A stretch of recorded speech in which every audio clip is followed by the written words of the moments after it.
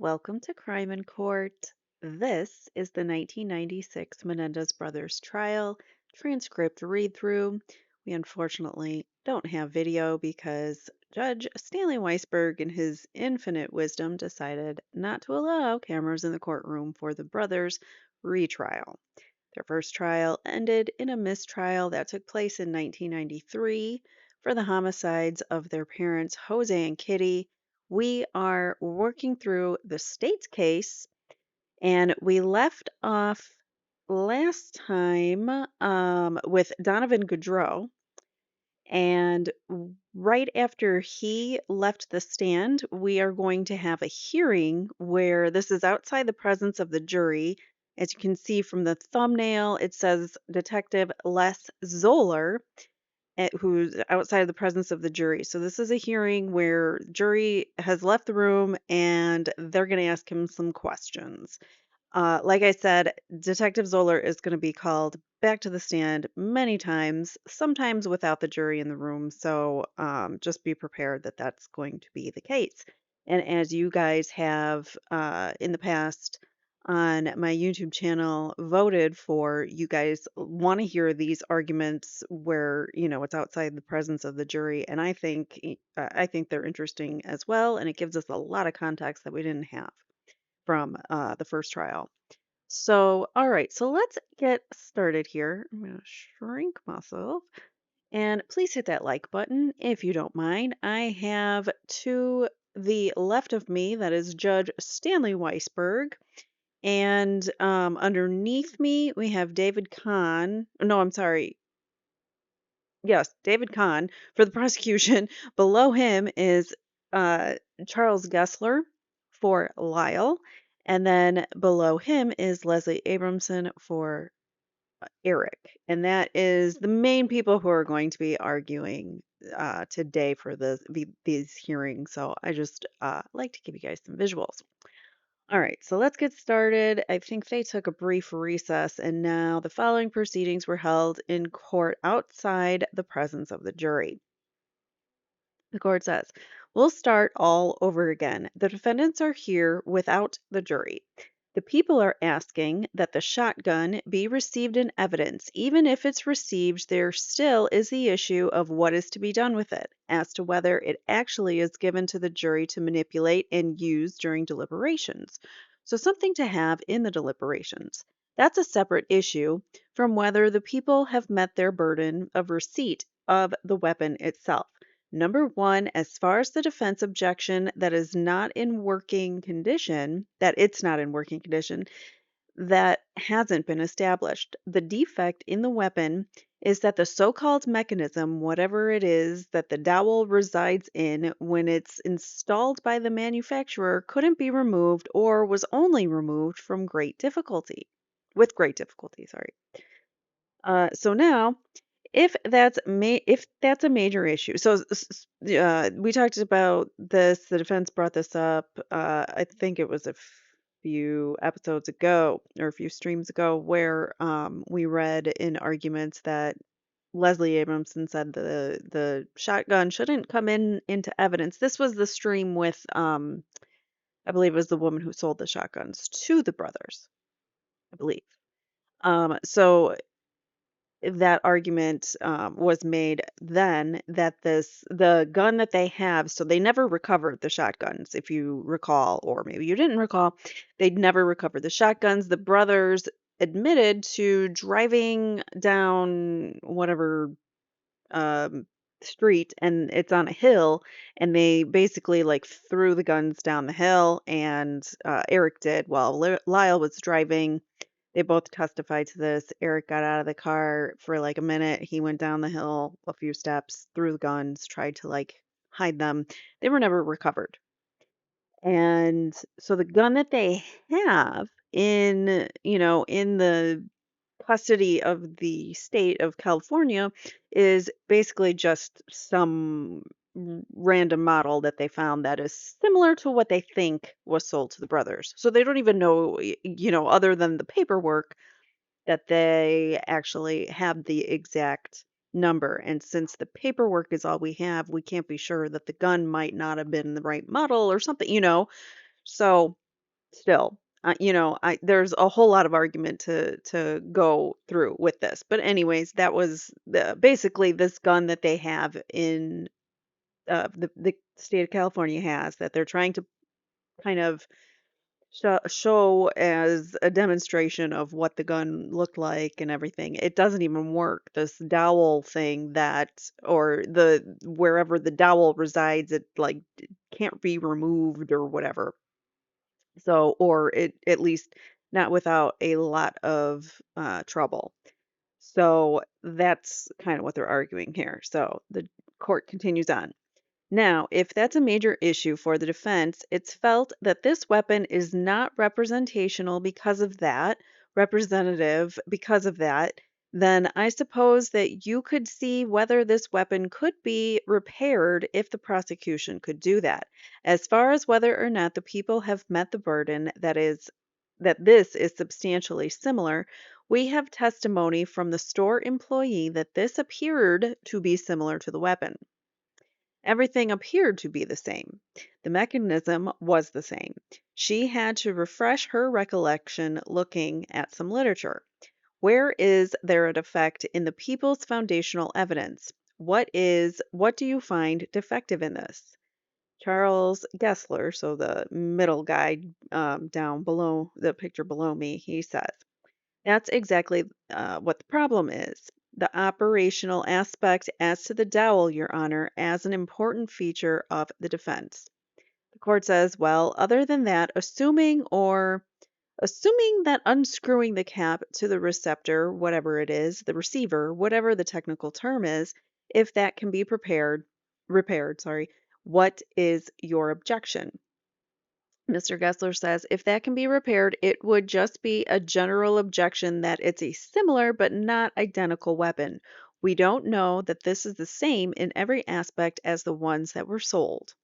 Ms. Abramson says, my main concern, Your Honor, is that the jury will not be given it. Every weapon will produce testimony in this matter from Deputy Van Horn, in fact, that every weapon operates slightly different, feels differently, loads differently, has a different trigger pull. I just don't want, because this isn't the weapon. My objection is to going to the jury. I don't have an objection of it coming in now as a piece of demonstrative evidence. The court says, let's do it this way. The court finds there has been sufficient showing to establish that this weapon is substantially similar to the weapon purchased on August the 18th, with the exception that there is a defect in this particular weapon, and if this weapon is to be utilized for further demonstrations involved in that particular portion of the weapon, it would have to be repaired by whoever it is that's going to make that demonstration or use that weapon for that purpose. Okay? Ms. Nahara, so let's see, I have her image here. That's Ms. Nahara. She says, thank you, Your Honor. The court says, are we ready to resume then with the testimony of the witness? And Mr. Khan is going to be doing the questioning, so we'll get rid of Ms. Nair on the screen. All right, so the court says, are we ready to resume then with the testimony of the witness? Mr. Khan says yes. Let's have him back. Ms. Nair says, for the record, we'd be removing the Mossberg representative from the witness list. Court says, where is Mossberg, by the way? Back east, says Miss Nahara. The court says it's a United States company. Beg your pardon? It's a United States company? Yes, or at least they have a large branch here. Where's this guy? I still think he's in the restroom, says Mr. Khan. So where's the witness? He's in the restroom? The court says, for the record, the clerk did give me during the examination of Mr. Winskowski. Oh yeah, we went through him too. We went through the bodyguard, Mr. Winskowski, and Donovan Goodrow, who is the friend of Lyle, ex-friend, I should say, former friend, who they got into a tiff and Lyle kicked him out because he was lying about being a Harvard or Princeton student. Sorry, Princeton, not Harvard. Sure, there's animosity towards the two. So I meant Princeton. um, and then we heard from Mr. Winskowski also in the last stream. They were combined. Donovan Goudreau was also the friend whose ID they used to buy the shotgun, so that kind of ties it all together. So the court says, for the record, the clerk did give me during the examination of Mr. Winskowski a calendar which reflects that the year 1989 and the year 1985 are the same as far as calendars if anyone wanted to stipulate to that, or if you want to have the calendar marked for the pertinent dates. Mr. Gessler said, I would ask it be marked, Your Honor. Court says perhaps we could get another one. They were looking for a specific date, if you don't remember. I think it was Donovan Goudreau's testimony. They were looking for a specific date of when somebody was working or doing something, and or maybe it was Mr. Winskowski. And they were trying to figure out based on the timing and the calendar years for 1989 and 1995 would have had like the same dates. So like the 20th of August 1989 would have been the same in 1995. Also, also a Saturday. So, or Sunday, I think it was. Anyways, so that is kind of what they're talking about. I hope I explained that. Sorry. Anyways, moving on. So if anyone wanted to stipulate to that, or if they wanted to have the calendar marked for the pertinent dates, Mr. Gessler says, I would ask that it be marked, Your Honor. The court says perhaps we could get another one that would actually show the dates in calendar. This is just perpetual type calendar if you have one, that is. Ms. Nahara says, I think the court can take judicial notice of that. The court says, I could if you want me to. Mr. Gessler says, I would ask that the court take judicial notice. That would be sufficient. The court says, okay. Mr. Khan says, to make use of the time while we're waiting for the witness, the other thing we would ask for that the court rule upon, the defense apparently has an objection to the illustration that we showed to the defense yesterday. By the way, we were able to reschedule our witness for the 6th of November, so we'll put him on that Monday, and I anticipate that we'll be able to finish up with our other witnesses before that time. Does anybody believe him? Because the prosecution has been really bad with their timing so far and the scheduling of their witnesses. So I don't believe their witness schedule at all. He says, so we anticipate he'll be our last witness. We'll have Roger McCarthy testify on Tuesday of next week, so I would ask that we resolve the issue concerning the illustration that we provided to counsel yesterday so that we can finalize our production of that illustration for use of his testimony. The court asks, this is going to be used by Mr. McCarthy. Ms. Abramson says, I thought Dr. Lawrence. Mr. Khan says, we definitely need it for him, but it may be necessary for McCarthy to make some reference to it. So I would just ask that if it's going to be resolved anyway, we can resolve it at this time. Ms. Amerson says, I can't resolve it at this point, but I can resolve it this week. But the question is, this illustration is slightly different than the illustration that you've previously provided us as part of Dr. McCarthy's CD presentation program. So the question is, which one are the people using, the illustration or Dr. McCarthy's illustration? Mr. Khan says, counsel would have to show me what illustration she's referring to. Court says, okay, well, the witness is here so perhaps on a recess you can discuss it informally. Mr. Eslaminia, come forward. So we do have Mr. Eslaminia up first, and then we're going to have Les Zoeller. Sorry, I missed that in the title. But so this is the continuation of Amir Eslaminia's proffer. So this is him testifying as to what he would testify to in front of a jury if he were brought in. But they don't want to bring it in front of a jury yet because the judge has to decide whether he can allow it to come in or not. So he's doing this voir dire, proffer, or whatever we want to call it, outside the presence of the jury. And we had some of his. We listened to some of his, and then they ran out of time, and he kept getting rescheduled and rescheduled. So this particular day, I believe they had the jurors had a half day because somebody had something that they had to do, so they had to take the whole half day off. And now here's Mr. Eslaminia, and then we'll have Les Zoeller. I'll fix the thumbnail so on the title it says the correct thing. All right. So Amir Eslamania is a friend of Erik Menendez, in case you do not remember. He went to high school with Erik. He's actually not really a friend. I would say they are more like acquaintances. Um, but he was friendly, I believe, with him. And well, he'll go into more. I'll just let him tell you. All right. So, oh, hold on one second. Sorry. Okay. I like to make notes of when my timestamps are so I don't have to go back and find them. So I pause and stuff. Anyways, all right. So, and I think I'm pronouncing his name wrong. I think it's Amir Eslaminia. So we'll go with that because it's an I. So Amir Eslaminia is called as a witness by the people and sworn in. He takes a stand and spells his name. The court says, "All right, Mr. Gessler.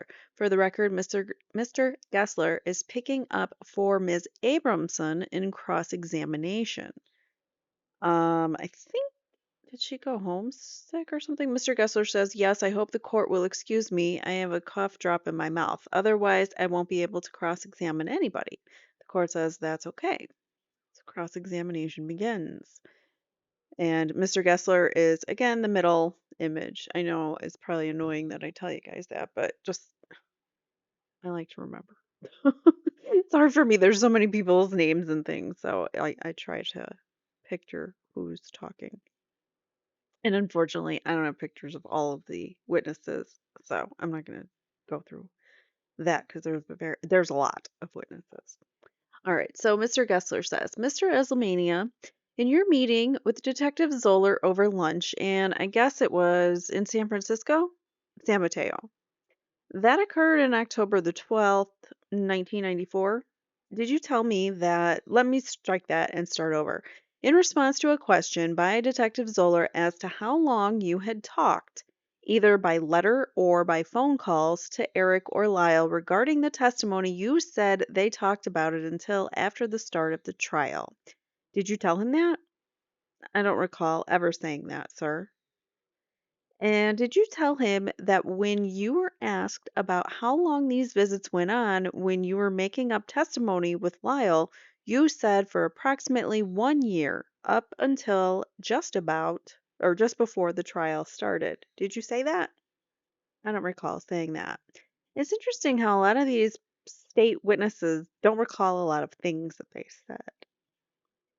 You had a later conversation with Detective Zoeller, Mr. Khan, on September the 14th of this year? Wait, is it Mr. No. And so with Detective Zoeller and Mr. Khan on September the 14th of this year. He says, "I believe I did, yes." That's the one that lasted about 3 hours, I think you said? Yes. In that conversation, did you tell Detective Zoeller and Mr. Khan that as for the conversations, Lyle sent me the letter? Isn't that enough? Afterward, I went to visit and there was talk of all kinds of people. Did you tell him that? I don't recall saying that, but I remember it being true, yes. Were the efforts that Mr. Khan was making during this 3 hour conversation, were they to get you to change from that position? I don't think they wanted me to get I don't think they wanted to get me to change, sir, but there was something particularly they wanted me to remember or to know, and it had something to do with Miss Abramson, but I don't recall what it is, and I've yet had a chance to review my notes. Now, at some point, Lyle Menendez told you that he was not going to go further with this anymore, that he just wanted to go with the truth. At some point, yes, I do recall something of that sort. Was that a phone call a telephone call, or was that in person? I believe it was a telephone call. And was that while you were up in the San Francisco area? I believe so, yes. I believe in school at the time. I was in school at the time, sorry. And before you got the letter, the only conversation you had with Erik Menendez was that he told you because you could stand up for him and say he's a good guy and stuff like that. Stuff like that. Then more stuff as well. But yeah, that was the basic of it. Character type evidence? Character type evidence naturally, and there was always, guesses as to other ways that I could be of help. Yes, again, before I knew that they had taken their parents' lives. Mr. Kessler says, no further questions. The court says, any redirect. So just FYI, that was a continuation of Ms. Abramson. I guess she was doing the questioning back when the first hearing without the presence of or outside the presence of the jury started, but it went on too long and they had to interrupt it. So, um, I guess either I know at some point she did have to go home and she had a baby that she adopted that was just born, so she had to take a few days off from the trial, but I don't know when that was exactly. So I don't know if this is when that occurred or if she went home sick or something. I'm not really sure. So Mr. Gessler was doing the questions here. And then let's see, what do we have? So no further questions from Mr. Khan, so there is no redirect. The court says, okay, you may step down. So that was really brief, and it's over now. I'm sure if Leslie had him back on the stand, she would have really put him through the ringer again. But unfortunately, different lawyers have different styles. All right, so the court says you may step down. The witness says, thank you, Your Honor. The court says, all right, any reason to keep him here at this point? Mr. Khan says no. The court says, or have him ordered back. Mr. Khan says, I would ask that we order him back for tomorrow to testify before the jury. The court says, all right, let's have him wait in the hallway for now. Do you have other witnesses here? Okay, wait in the hallway, please. Mr. Khan says, the only other witness I would want to call is Detective Zoeller. I understand that he just went to my office to make a telephone call. As soon as he's available, I would like to call him. The court says, okay. And other than this witness, assuming he testifies tomorrow one way or the other, who else do we have? Ms. Nahara says, may I have a moment, Your Honor? The court says yes. Ms. Amerson says, I want to inquire about Friday as well, Your Honor. Court says, let's see about tomorrow first. Ms. Nahara says, Your Honor, did you want other witnesses that are available would be Mr. Slotkin, Mr. Cohen. We still have an issue with Detective Zoeller. He'll have to be recalled. Ms. Abramson says, on Mahar, however you say her name. She was the Rolex saleswoman, I believe.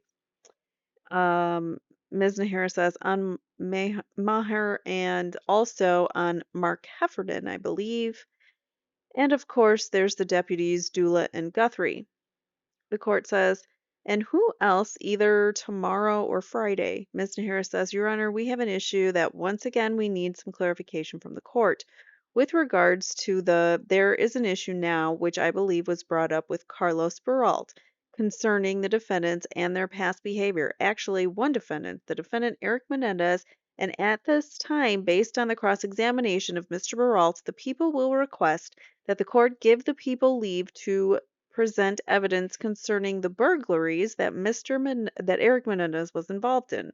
So we'd be wanting to go into the burglary evidence at this time. Well, not at this time, but sometime in the future. Ms. Abrams says, Your Honor, Mr. Beralt didn't know anything about the burglaries. The people didn't ask if he knew about the burglaries. The people want to. The court says, well, we did ask Mr. Beralt. He was sitting in the audience, and we asked him that question, and he said no. Ms. Abramson says he didn't know anything about them, so surely Jose Menendez couldn't be complaining about them. The court says, why is it that you feel it's admissible now? Or why is it you're feeling it, you're offering it? Let's put it in that way. or let's put it that way. God, if I could get words out sometimes. Blah, blah, blah. Ms. Nahara says, Your Honor, I believe Mr. Baralt testified. The court says, it was never ruled upon beforehand. The people never indicated that you wanted to offer it. So now you are offering it. So Ms. Nahara says, the reason that we're offering it, Your Honor, is that Mr. Baralt testified that he spoke to Carlos, to Jose Menendez, and Mr. Menendez told him that he was quite, I forget the exact words he used, but the gist of it was that he was very disappointed in his sons, and he gave reasons why he was disappointed with the defendant, Lyle Menendez. It was the reasons that he was disappointed with Erik Menendez were vague, and we believe at this point the burglaries and the timing of them are relevant. Ms. Abramson says, burglaries were a year before this conversation, Your Honor. He probably had gotten over it by then. This is not garbage day. I don't know why I'm hearing the garbage truck. Yeah, that was a garbage truck that just drove by. Weird. Okay, sorry. That was distracting because they're so loud. The court says, well, the tape recording of the defendants with Dr. Oziel, as I recall, has reference to the Calabasas incident, and this is so unfair. Mrs. Abramson says a year before. The court says that the father was disappointed with the way they carried that out, as I recall. Isn't that true? Wasn't that on the tape? Ms. Abramson says, Judge, what was on the tape was that they were talking about the past when the father first mentioned, oh, disinheritance. I'm like, what is that word? They didn't spell it right. It's just disinherit. When they first mentioned disinheritance, which was in 1988 at the time of the Calabasas burglaries. However, that's not what he was talking about disinheriting to Carlos Baralt. That was the following year. The court says we're talking about different things here. Ms. Abramson says, exactly. The court says, I'm not talking about what you're talking about. The people have never offered this in their case in chief. This is the first time. Ms. Abramson, yes, they did in the first trial. Oh boy. Okay, so Ms. Abramson butted in and said, yes, they did in the first trial. Then the court responds, I'm talking about now in this trial. Ms. Abramson says, right. The court says they mentioned it a couple days ago in some fashion. I don't recall how, but that was the first time they mentioned it. And now they're proposing to do it, and the only reason for doing it relates to the testimony of Mr. Peralt. That's the justification the prosecution is using for offering this. Ms. Ms. Abramson says, but they can't show that. They can't show that Mr. Peralt, that they can't show, since we know Mr. Peralt was not told about the burglaries, they cannot show in this circuitous way, like in a circuit, I can't say that word, in that kind of way, that when Jose Menendez was talking in the summer of 1989 about disinheriting, that it had anything to do with the burglaries. So the conversation had nothing to do with the burglaries. And so you can't even, like, they're trying to relate the two, and they're not related. The court says, all right, is that the basis of your offer is that it relates to Mr. Baralt's testimony? Ms. Nahara says, I think the issue is bigger than Mr. Baralt's testimony, Your Honor. The issue is the disappointment of Erik Menendez, of Jose Menendez with his son, Erik Menendez, and I believe that what has to come out several times in this trial, both through Mr. Baralt and the December 11th tape, and that based on what has come in thus far, it would appear to be relevant at this time. And that is the issue really is it relevant because it tends to show Mr. Menendez's disappointment with the son, Erik Menendez. The court says, well, certainly nothing that has happened in this trial has been a surprise as far as the evidence that you're referring to. It was all known before the prosecution commenced its case, and the evidence has basically been what would one anticipate from how the people indicated they would attempt to prove up their case. There's no bar to the prosecution changing its strategy as to what they want to introduce. My question is as to its relevance, as to what it is that you're using it for the basis of its introduction at this point. It certainly is an area that might come out during the cross-examination of the defendant if he testifies. Ms. Abramson says, "Well, I don't know about that, Your Honor. We haven't had a hearing on that under 1101 and 352." The court says, "I didn't say it would come out. It could come out." Ms. Abramson says, "Yes, it could if we went into it." The court says it might not be quite so simple that if the defense doesn't go into it. Ms. Amerson says, "You think something in this case wouldn't be simple? I don't know how you can say that." The court says it might very well be that it would be an appropriate area of cross-examination, depending upon what's said, says Ms. Amerson. The court um, says the examination or nature of the testimony of the defendant. Ms. Amerson says, "I agree." The court says, "And I'm just concerned that if that's the only relevance that the people have to its introduction is these things that we've had reference to, why now have you changed your mind from what it was before as to the admissibility of this evidence and how you would propose to prove it up?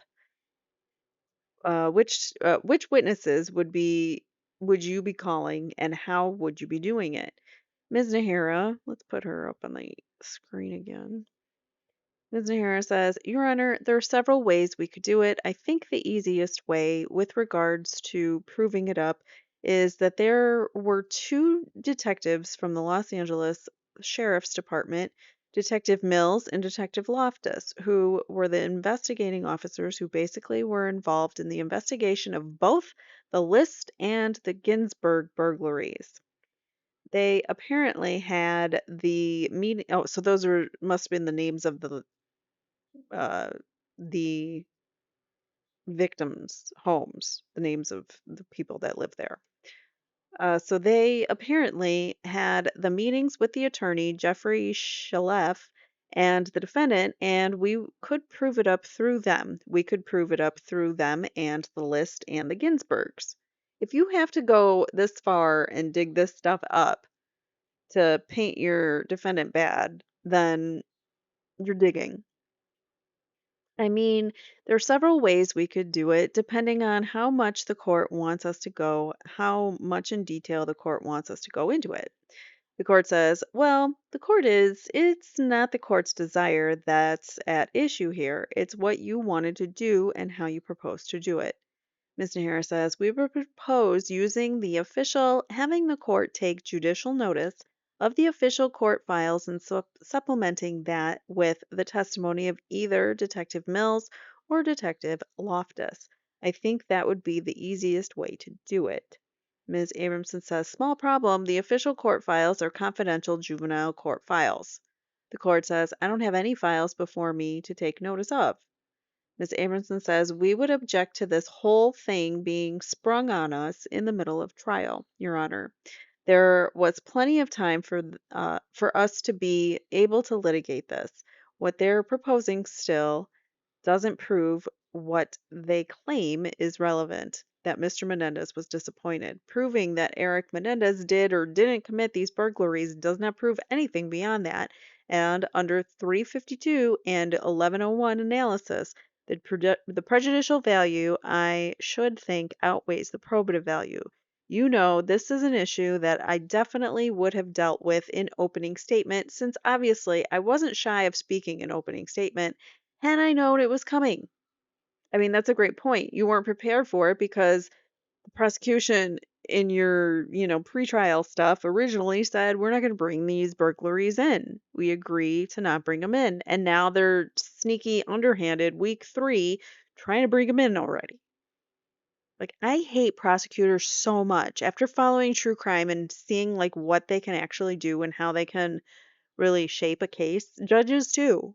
I can't stand crooked prosecutors and judges, and they might not even know that they're crooked. They might think that they're on the right side of justice, but you're so close to what you're doing. You've been doing it for way too long, and you need to wake the F up and realize that what you're seeking right now is not justice. What you're trying to do isn't justice.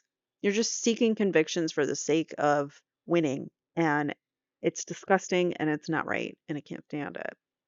Sorry. Sick of Canoni in the Karen Reed case. I hate Judge Gull. Now Nick McLeland from the Delphi case is out there doing the press rounds again. Like, what the hell is he out?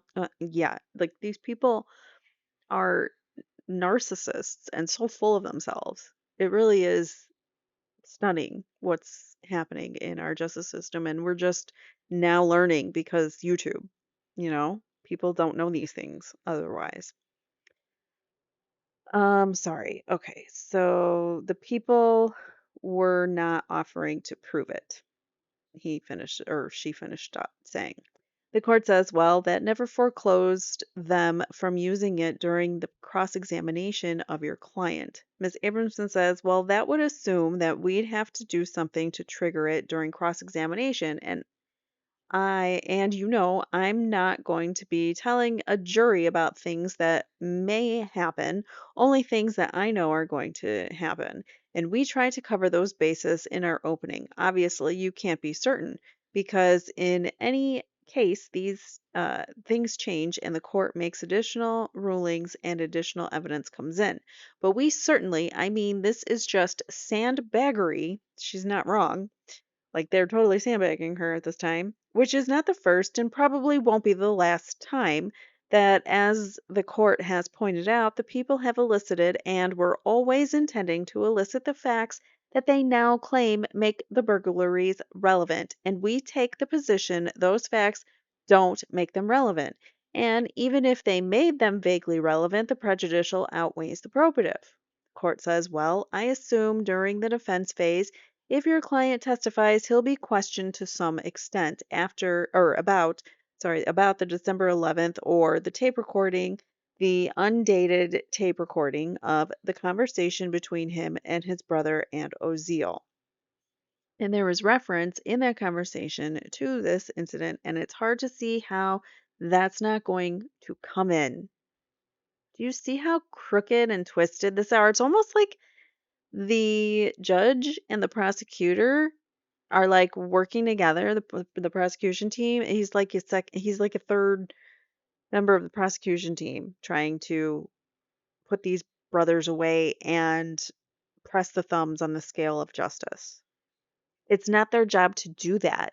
Like, you're supposed to be impartial, buddy. Prosecutors too aren't supposed to be, you know, the way that they are. They're supposed to be impartial too. They're supposed to look at the evidence and impartially make the decision at whether they should prosecute or not, or what charges to charge. They ultimately make the decision going forward with, you know, legal proceedings, what charges they get. So a prosecutor needs to be honest and genuine in their decisions and follow the law. And I'm not seeing it here. I'm seeing sandbaggery, as Leslie put it. I like that. All right. So Leslie continues on. She says, well, it shouldn't have been. It shouldn't have been allowed to come in. And we asked for it to be redacted. The tape about the Calabasas incidents, they asked for it to be redacted. The court says, well, it's not. It's not been removed. It's there. You crooked mother effer. I'm sorry, but this is just crooked. So you didn't allow them to redact it. It came in anyways, and then now they're objecting to opening the door, and you're just saying, "Well, it opened the door. I couldn't do anything about it." Even though, yeah, you could have. And it's your judicial decision not to let it come in. Oh my God. Okay. So Ms. Abramson says it's not specific to. The court says, well, it's something that Ms. Abramson says, and it's a conversation with Lyle Menendez, not my client. The court says, that's true. Your client just happened to be there listening or whatever he was doing.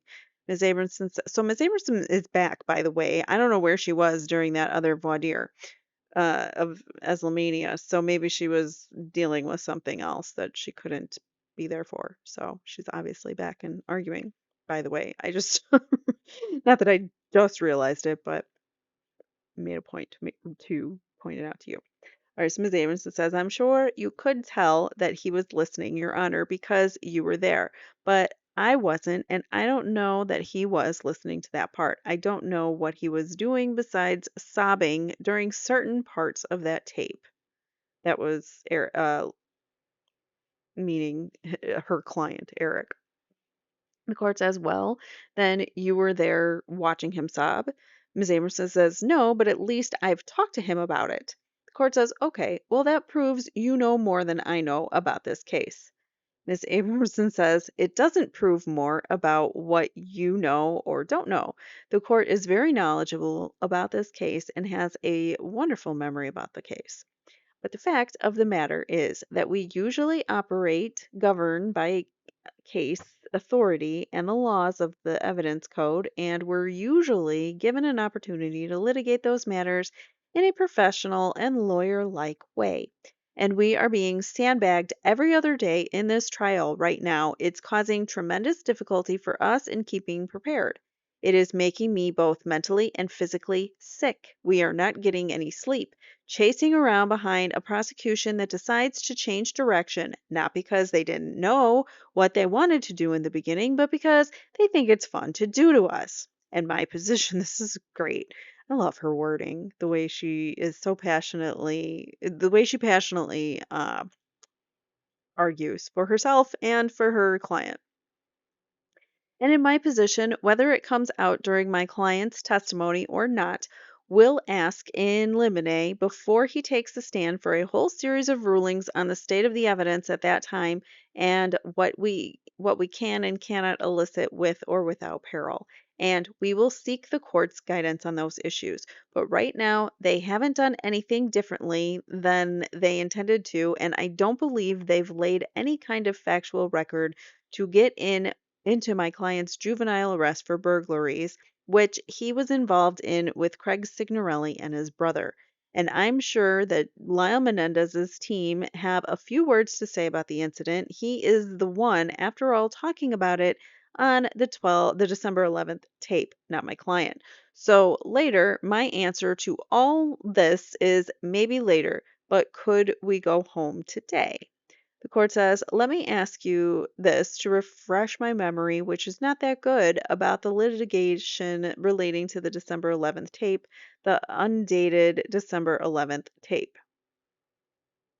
What are they talking about? Undated.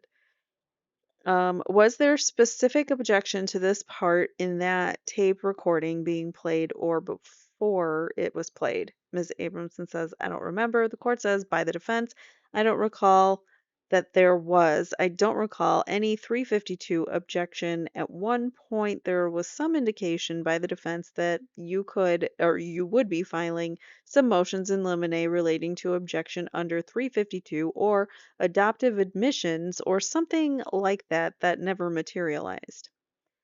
Abramson says, I think their issue, the court continues. The tape was played, he just interrupts her. The tape was played for the jury in its unredacted form, subject to the objections that had previously been made and ruled upon by the court. Ms. Nahir says, Your Honor, the only objection that was filed was by Ms. Towery, and it didn't involve this issue. That was the latest motion. I believe it was filed on the eve of trial. Ms. Abramson says, but Your Honor, you see, the point was that the tape on the face of it isn't talking about burglaries. It's talking about the relationship between Lyle Menendez and his father. And we were not put on notice that, if they used the code word, pigeon, and they really meant the burglaries, that therefore we were waiving any objection we might have to evidence of criminal activity because coming in because the magic word pigeon was used. We made an objection about the September 17th tape, and the people's position then was Calabasas doesn't mean burglaries. It's okay to leave in that Calabasas thing, and frankly, Your Honor, you agreed that Calabasas thing does not mean burglaries, therefore, we're not telling the jury burglaries, and the reference on the 211 tape wasn't any more specific. If anything, it was also the Calabasas thing. I think that was the family buzzword for it, the Calabasas thing. But that didn't tell the jury that they were involved in criminal activity. It just talked about the relationship between Lyle and his father. So I didn't see that, frankly, as the burglaries are coming in because we failed to ask the Calabasas thing be redacted from 1211. And I think it works the same way through both of these tapes. That's some kind of reference. The court says, okay, well, as sometimes happens in this litigation, we get into a lengthy discussion that ends up without anything being resolved at this point, since I agree with the defense that this is something that's suddenly sprung on the opposition and not a last minute change of mind by the prosecution. I would ask the prosecution to provide the court in writing with what it is that you propose to prove and how you propose to prove it, and also give reference to anything that has been presented so far in the trial which makes this evidence relevant. I am not yet ruling upon the admissibility of this during the defense or cross examination of the defendants, whichever or whomever testifies, but at this point, we're just dealing with the people's offer in its case in chief. So I want the people to specifically identify what it is that makes this relevant and how it is that you propose to prove it up. Ms. Abramson says, moving on to Friday's witnesses, if we could resume, the court says, first of all, we're on Cohen, Slotkin, Zoeller, Dula, and Guthrie, in addition to Eslaminia if he testifies. Ms. Abramson says, and Vicky Rivas, and I think that would do the Ms. Abramson says, who? Vicky Rivas. I mentioned her before, the purchase of the Jeep. So after this hearing, they're going to go into a bunch of different people who interacted with the brothers on their like spending spree, their purchasing spree, purchasing the Jeep, purchasing the condos. We've heard from people already, the real estate woman. So they're kind of in the middle of that right now, is like making the brothers seem like it was all about money. Um, Ms. Abramson says, may I inquire, Your Honor? The purchase of the Jeep, can we have a statement from Vicky? May I inquire, Your Honor, do we have a statement from Vicky Rivas? Like people trying on Jeeps, like trying on watches wasn't told to us? And Ms. Harris says, Your Honor, I think this conversation is degenerating. Ms. Abramson says, just so the court knows. And Ms. Nahara cuts her off and says, for the knowledge and future information, we have told him that we would be finding a witness who could testify to the person who was involved in selling. The court cuts her off and says, normally, when you have a witness that you're calling, you have a statement from the witness and you provide it to the opposition. That's the normal rule, and that's how the discovery order in this case reads. Ms. Nahara says, the court says, if you have such a statement provided to the defense. We do not, Your Honor, says Ms. Nahara. I have to basically have whoever spoke to her write something up and give it to them. We don't have a statement. If I physically had one, I would turn it over now. The court says, obviously, whoever spoke to this individual told you what the witness would say. Ms. Nahara says, they told me they told me she sold him the Jeep. The court says, I don't want to hear about it, but whatever it is that was told to you must have been the subject of an interview with this witness that could easily be documented. What else do we have here besides Slotkin, Zoeller, deputy sheriffs, and Rivas? Who else do we have? Ms. Nahara says, Cohen, Mr. Cohen. The court says, who is he? Ms. Amerson says, he's the man who didn't sell Erik. And Ms. Nahara says, he's the individual, Your Honor, who will testify that Erik tried to purchase $1 million property in Marina del Rey. Court says, he's a real estate agent? Right, Your Honor, says Ms. Abramson. The court says, who else? Ms. Nahara says, I think that's it, Your Honor, because Mr. Eslaminia, the court says that's the end of your case, except for Ms. Nahara says, that would be for this week, Your Honor. We have people flying in for next week. The court says, so who's next week? Mr. Stevens, Your Honor, says Ms. Nahara. Mr. Stevens, Ms. Pisarchik, I think it's pronounced, Brian Anderson, and Marcy Eisenberg. So Glenn Stevens is a friend of the brothers. Miss Pisarchik is the ex-girlfriends or girlfriend at the time during this trial of Lyle's. Brian Anderson, that might be the uncle or the cousin. There's a Brian Anderson Jr., so I'm thinking that's an uncle. And then Marcy Eisenberg is, I believe, Jose's secretary or one of them. I'm not really sure. I can't remember. She did I believe all of these people did testify in the first trial. They did.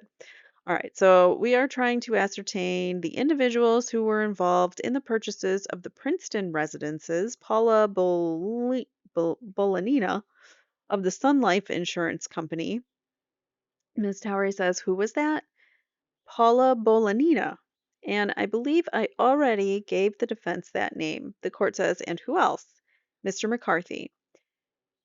Not sure who, Dr. McCarthy. I'm not sure who that is. Pathologist, forensic guy, perhaps.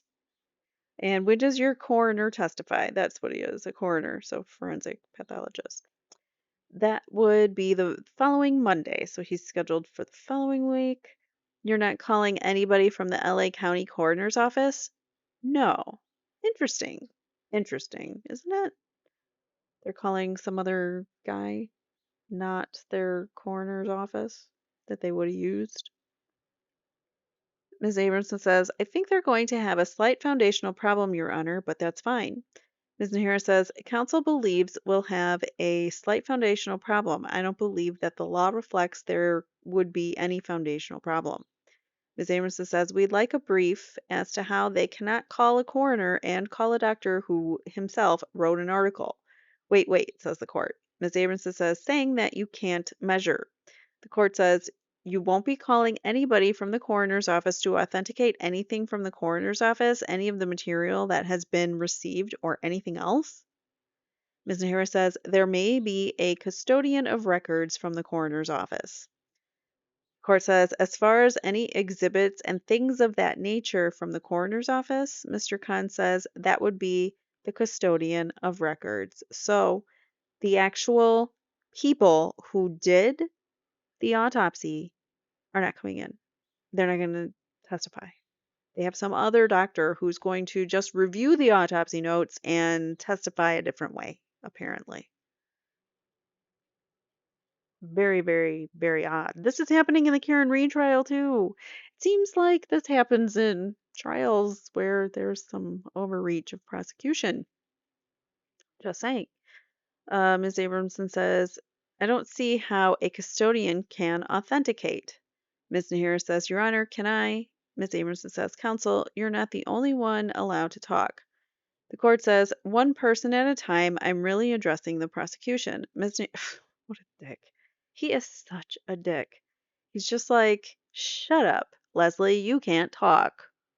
I'm done listening to you. Like, he just tells her to be quiet, basically. He's such a jerk. I don't like him. Ms. Nahara says, Thank you, Your Honor. The court says, and your custodian of records is going to identify all objects that were recovered from the decedents. And Ms. Nahara says, I believe Detective Zoeller was also present at the autopsy and at the recovery of all objects.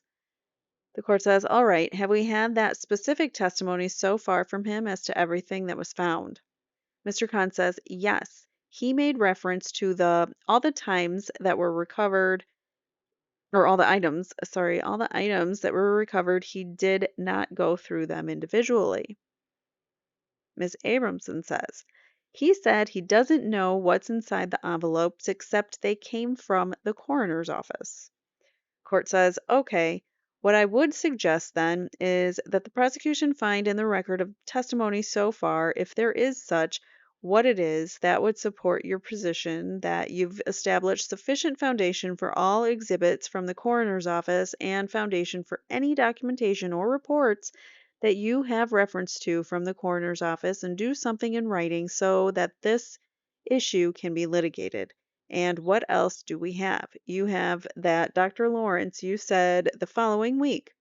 Ms. Nahara says, yes, Your Honor, we have him coming in on November 6th. We are on October 25th, FYI. Court says, and any other witnesses? Ms. Nahara says, that should pretty much wrap it up, Your Honor. Court says, okay, All right, then let's continue with the hearing relating to Mr. Eslaminia. Detective Zoeller is back. We can do that. Did you intend to call him? Mr. Khan says yes. Ms. Nahara says, Your Honor, I'm sorry. I think I left two people off the list, Kurt Kuhn and Wesley Gross? Go with Gross. Grouse. Gross. I don't know. Should be gross, right? I mean, with the E there at the end, it should be like the long O, gross. I'm going with gross. Wesley Gross.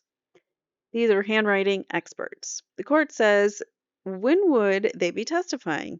Next Monday. Your Honor, this is the first that Ms. Abramson chimes in and says, this is the first that they told us that Wesley Gross is on their actual. The court says, okay, he's on your list. Ms. Abramson says he's been on our list because he wasn't on their list. The court says, okay. Ms. Abramson, or I'm sorry, Ms. Nahara says, if I may, Your Honor, I believe I told Mr. Gessler this morning. This morning. Mr. Gessler says, at the recess this morning. And that's also not Ms. Abramson. The court says, okay. Ms. Abramson says, there's not one lawyer in this case. The court says, let's resume with the hearing.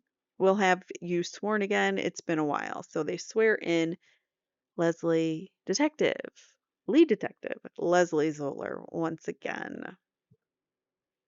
And then what? All right, so direct examination begins. Mr. Khan is going to be doing, whoops, and I got rid of all of them. All right, so there's Mr. Khan doing the questioning. Sir, you are an investigating officer in this case. Yes, I am. And on October the 12th of 1994, did you have a meeting with a man by the name of Amir Eslaminia? Yes, I did. And were you present in court here during the course of his testimony outside the presence of the jury on Monday, October 23rd? So that was the first day of his proffer. Yes, I was. Now, back on October the 12th of 1994, can you tell us where you met with Mr. Eslaminia? I met him in the San Mateo area at a restaurant. I don't remember the name of the restaurant. Had you ever met Mr. Eslaminia before? No, I had not. What was the purpose of that meeting? The purpose of the meeting initially was to find out whether Mr. Eslaminia had discussed with Erik Menendez the fact that there was a movie of the Billionaire Boys Club, or the BBC as they call it also, and whether he in fact told Erik when that movie was going to be aired. And during the course of that interview with him, was reference made to a letter by Eslaminia? That was actually made in a telephone call before the meeting, yes. Okay, and can you tell us what Eslaminia told you during that meeting concerning the letter? He stated that he had received a letter from Lyle Menendez through the mail, and the letter explains how he, Lyle Menendez, wanted Amir Eslaminia to testify about something that occurred before the homicides of Mr. and Mrs. Menendez, and the letter was actually instructions of how to testify. He in turn gave me the last piece of that letter, a Xerox copy of it, basically in good faith to say that there was in fact a letter and that he had additional pages. Now at the time, was Mr. Eslaminia asking for something in return? Yes. And what was he asking for? He was asking for warrants for his arrest and his girlfriend's arrest to be taken care of. Well, if that's not telling, I don't know what is. And did you ascertain what type of warrants he was referring to? Yes. And what type were they? His warrants it was a use of a credit card. I don't know whether it was a fraudulent credit card or just somebody else's credit card that he was in possession with, and he went to court on that. It got disposed? Disposed? I'm assuming disposed or I don't know what that word is. But anywho, it was a petty theft, and he, in reference to pleading guilty on the petty theft, got community service and didn't complete his community service, and there was a warrant out for that. There was an additional warrant out for driving on a suspended driver's license. His girlfriend had traffic tickets that went to a warrant. And at that time of your interview with Mr. Eslaminia on October the 12th of 1994, did he indicate to you what the background was that led up to him receiving that letter in the mail from the defendant, Lyle Menendez? Ms. Abrams says, Your Honor, I'd object to that as leading and suggestive. Overruled. Yes, says the witness. Mr. Khan continues his questioning. And what did he indicate to you, or what did he indicate to you that had led up to him receiving that letter from the defendant? Well, first, he explained his relationship with both Erik and Lyle and how the relationship grew after Erik and Lyle had been put into custody. And from there, they discussed, they meaning Erik, Lyle, and Amir, discussed Erik and Lyle needing his help as a possible witness.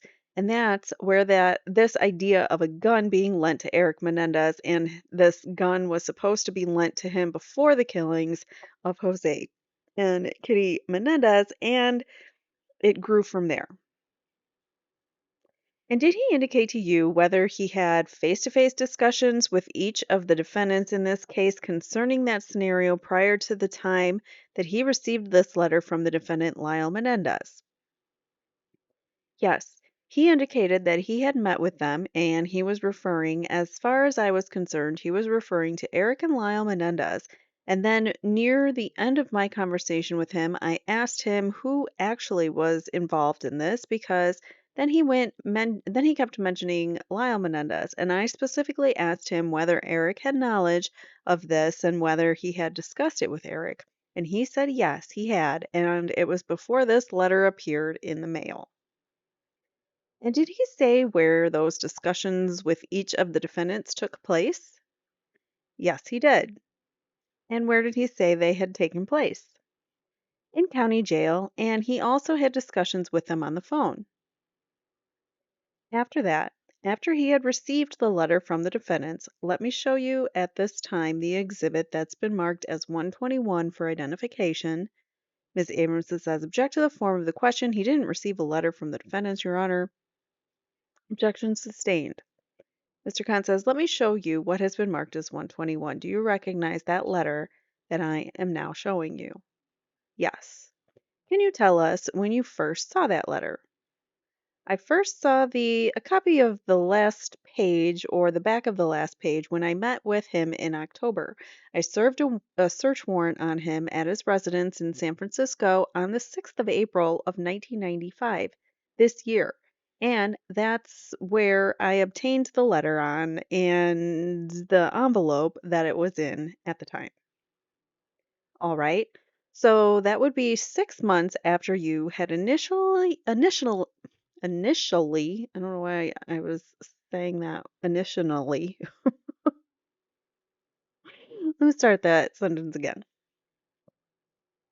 So that would be 6 months after you had initially, I did it again, after you initially met with him in San Mateo. Is that right? 6 months after you met with him in San Mateo.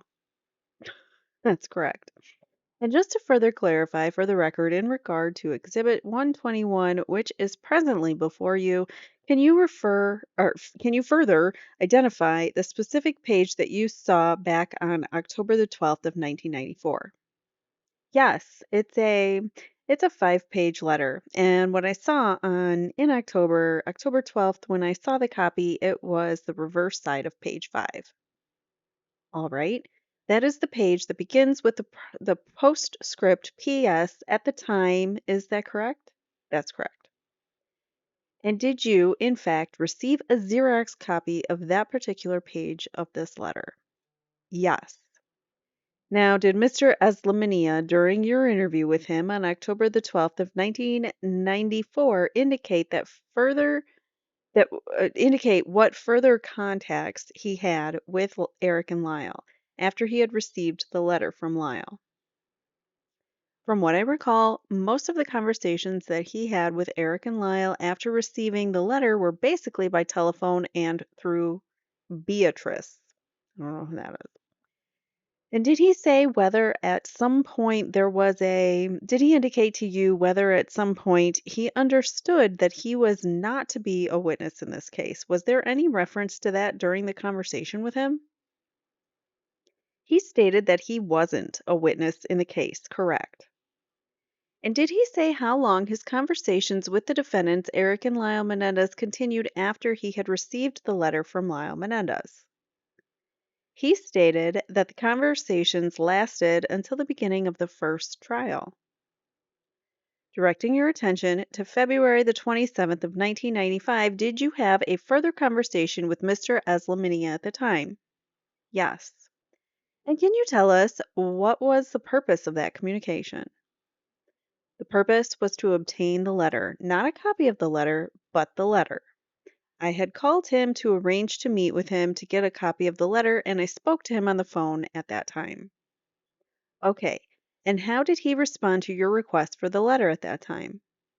He stated that at that time, how many more times can we say at that time, that he didn't want anything in return. Hence, he didn't want the warrants taken care of or helped by the police or prosecution, that he would rather just relinquish the letter without anything in return, but that he had to think about it for a week.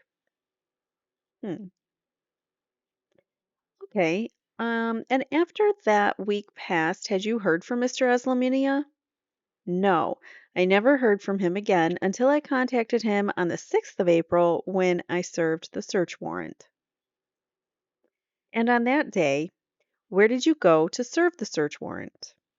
In San Francisco, I believe the address is 1420 Turk Street, apartment. It was either 505 or 506. And did you go there with the search warrant that day? Yes, I did. What happened after you arrived there? I knocked on the door, and after it was answered by his girlfriend, Shannon Hoff, I believe her name is, and I asked if Amir was home. She said yes, and she directed me to the room where he was sleeping, and I went in the room and made contact with him at that time. And did you, at that time, indicate to him for the purpose for being there?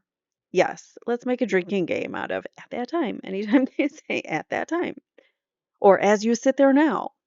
What's another one that you could drink to? Because they say that a lot as well. And how did he respond to that? Well, he immediately got up, went into the nightstand drawer, obtained the letter. It was in the envelope at the time. Take a shot. And handed me the letter. He made the comment, "It's probably better this way." Directing your attention once again now to Exhibit 121 is that the actual letter that you received from Islamania on April the 6th of 1995. Yes, it is. It appears that in addition to that 5-page letter, there's also an envelope which is postmarked July the 9th of 1991 and is addressed to Brian.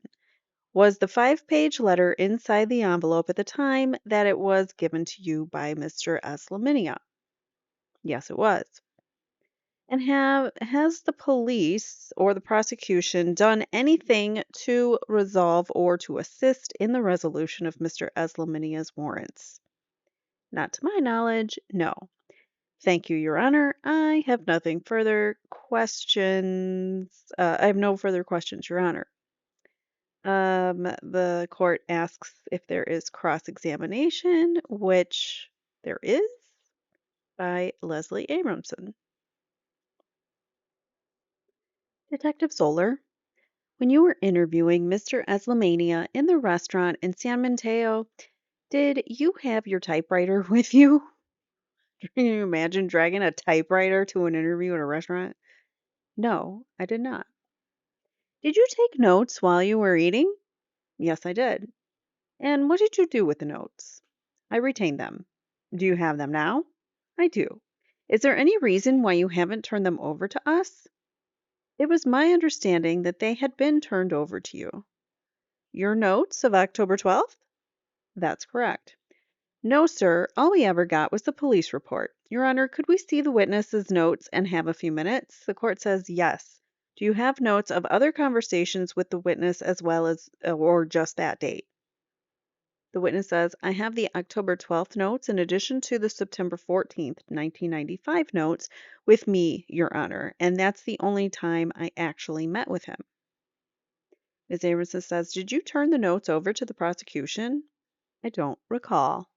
Well, then how would we have gotten it if we didn't, you think we got it, but yet how we got it if you don't remember handing them over? The court says, you have the September notes, but not the earlier notes. Is that correct? Ms. Abramson says, we never have had them, so she's never had either. The court says, let's do this. We'll take a short break rather than let's Xerox those and make copies for you right now. Ms. Abramson says, thank you very much, Your Honor. The court says, all right, we'll take a short break. Just give it to me and I'll get it to the clerk. Could I ask also, we were talking about the December 11th tape recordings, and there was an issue of the transcript. Which one is the right transcript to go to the jury? Ms. Amerson says yes. The court says, so it hasn't been the subject of negotiation and discussion. It should be before the people rest, so that we have some resolution of that. Ms. Amerson says, Your Honor. Mr. Khan says, okay. Ms. Abramson says, I think that what happened the last time is each side heard what they thought they heard, and I do believe I do believe that perhaps the only sensible way to resolve it is for the court to listen to the tape. The court says, that's fine, but I want to have two versions. Ms. Abramson says, you do. I don't know if the people, they have a version they're signing on to, and we will make sure we have a version that we're most comfortable with. The court says the best way to do it will be to identify which areas there are in dispute. Samerson says we can do that. We can try and redline them. I'll have my clerks do that. The court says we'll be in recess until 3. Recess was taken. The court says, all right, the participants are back in court again. You may continue your cross-examination. Ms. Abramson says, Detective Zoeller, in response to my question about the notes, you produced 3 sheets of paper, correct? That's correct. Sheet 1 and 2/3 of sheet 2 contain what appear to be notes. Correct. And those are notes that were made while you were having lunch on October 12th, 1994, with Amir Brian Eslaminia. That's correct. And sheet 3 is an address? That's correct. And what address is that? That's when lunch was completed, I asked him for his home address, and that's the address he gave me at the time. There's the at the time again. Take a drink. Prior to October 12th, 1994, did you have information about where Brian Eslaminia was living? No. The only thing I had was a phone number for him. Did you have a phone number that was for out of Los Angeles County? For him at that time? Take a drink. At the time. Yes. Yes. And how long had you been under the impression that he was living out of Los Angeles County, whether you had the address or not? Since approximately the beginning of 1994. And were you aware of a time when he was living in Sacramento? I had heard that he had moved from the Los Angeles area to Sacramento. And when did you hear that? I don't recall. When did you understand that he had made that move? After high school. That's the best I can give you. And to the best of your knowledge, he graduated from high school in June of 1989? That's correct. To the best of your knowledge, was he living out of Los Angeles in March of 1990? I don't know. Do you remember whether or not you saw Brian Eslaminia attending any of the court proceedings in the Beverly Hills Municipal Court on the case? I don't recall. Were you familiar with the Eslaminia family?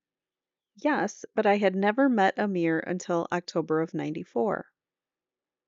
Were you involved in the investigation of the cases that came to be known as the Billionaire Boys Clubs? Yes.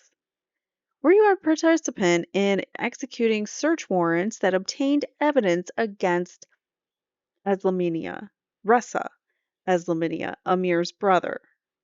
Yes. Were you aware that one of Amir's other brothers took their lives this year? Yes. Do you know the date upon which the brother took his life? No, I do not. Do you know the month? No, I do not. I know it was in the last 6 months. So the notes that you took on October 12th, 1994, are these the only notes upon which you relied in preparing the police report dated April 18th, 1995? Yes. Did you make any notes of the subsequent contacts that are referred to in the April 18th police report? No.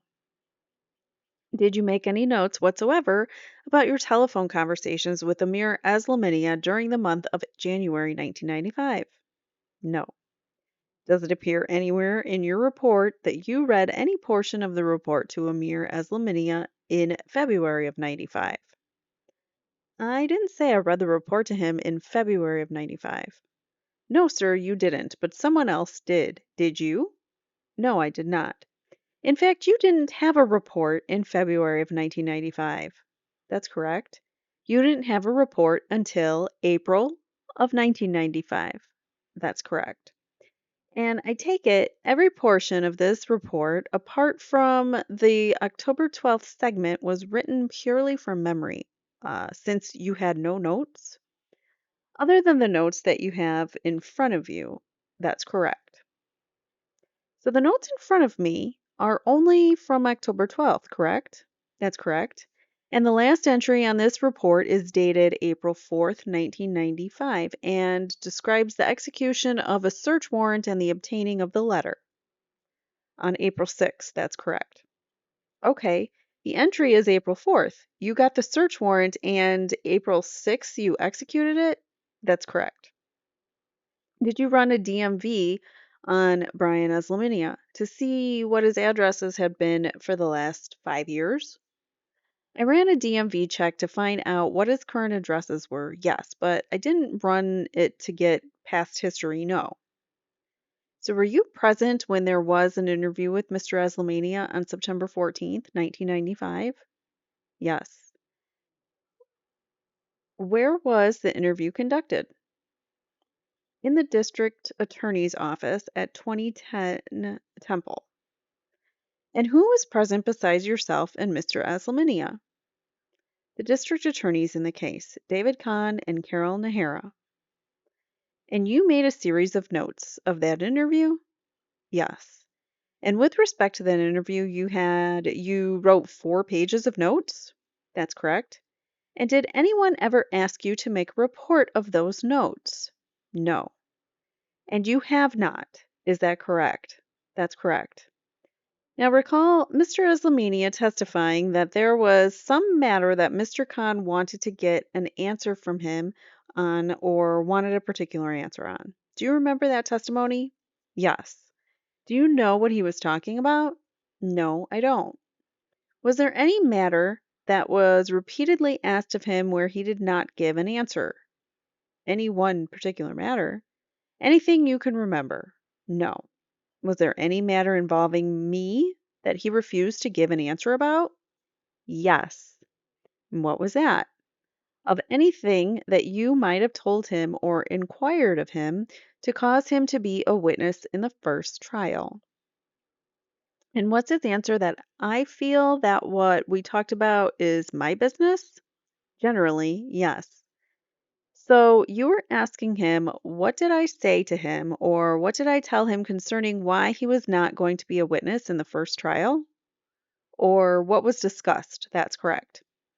And he refused to answer that. That's correct.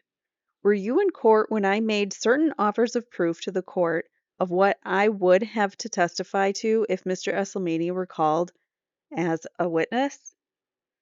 I don't believe so, although I am aware that there's an issue there, but I don't think I heard what your statements were in regard to that.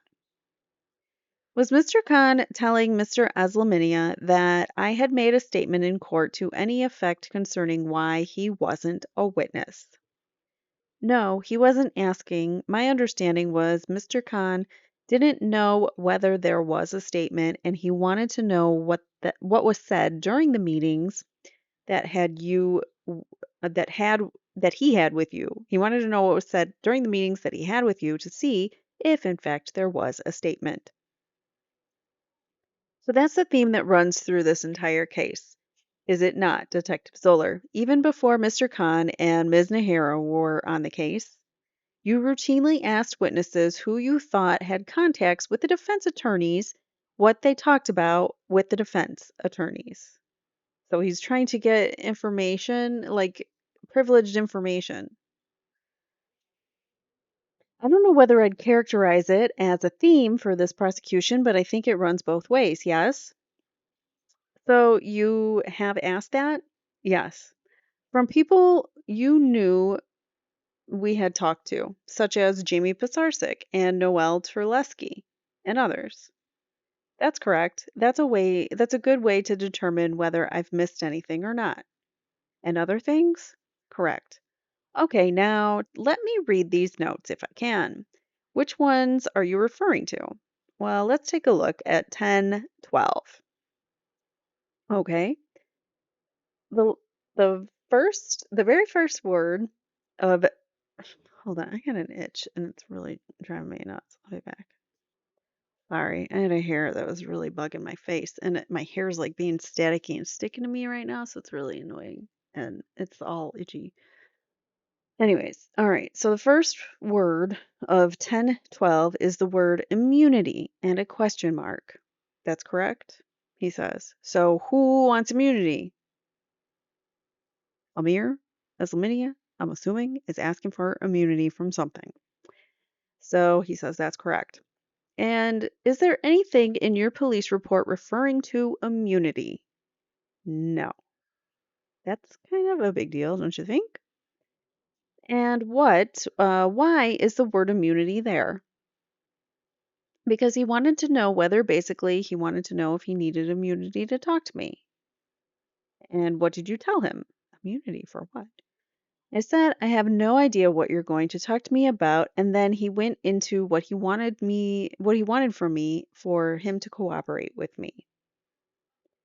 And therefore, the rest of the notes have to do with a petty theft warrant in LA, a suspended license, ticket, other tickets. There may be a ticket in Los Altos, in Sacramento, in Fairfield.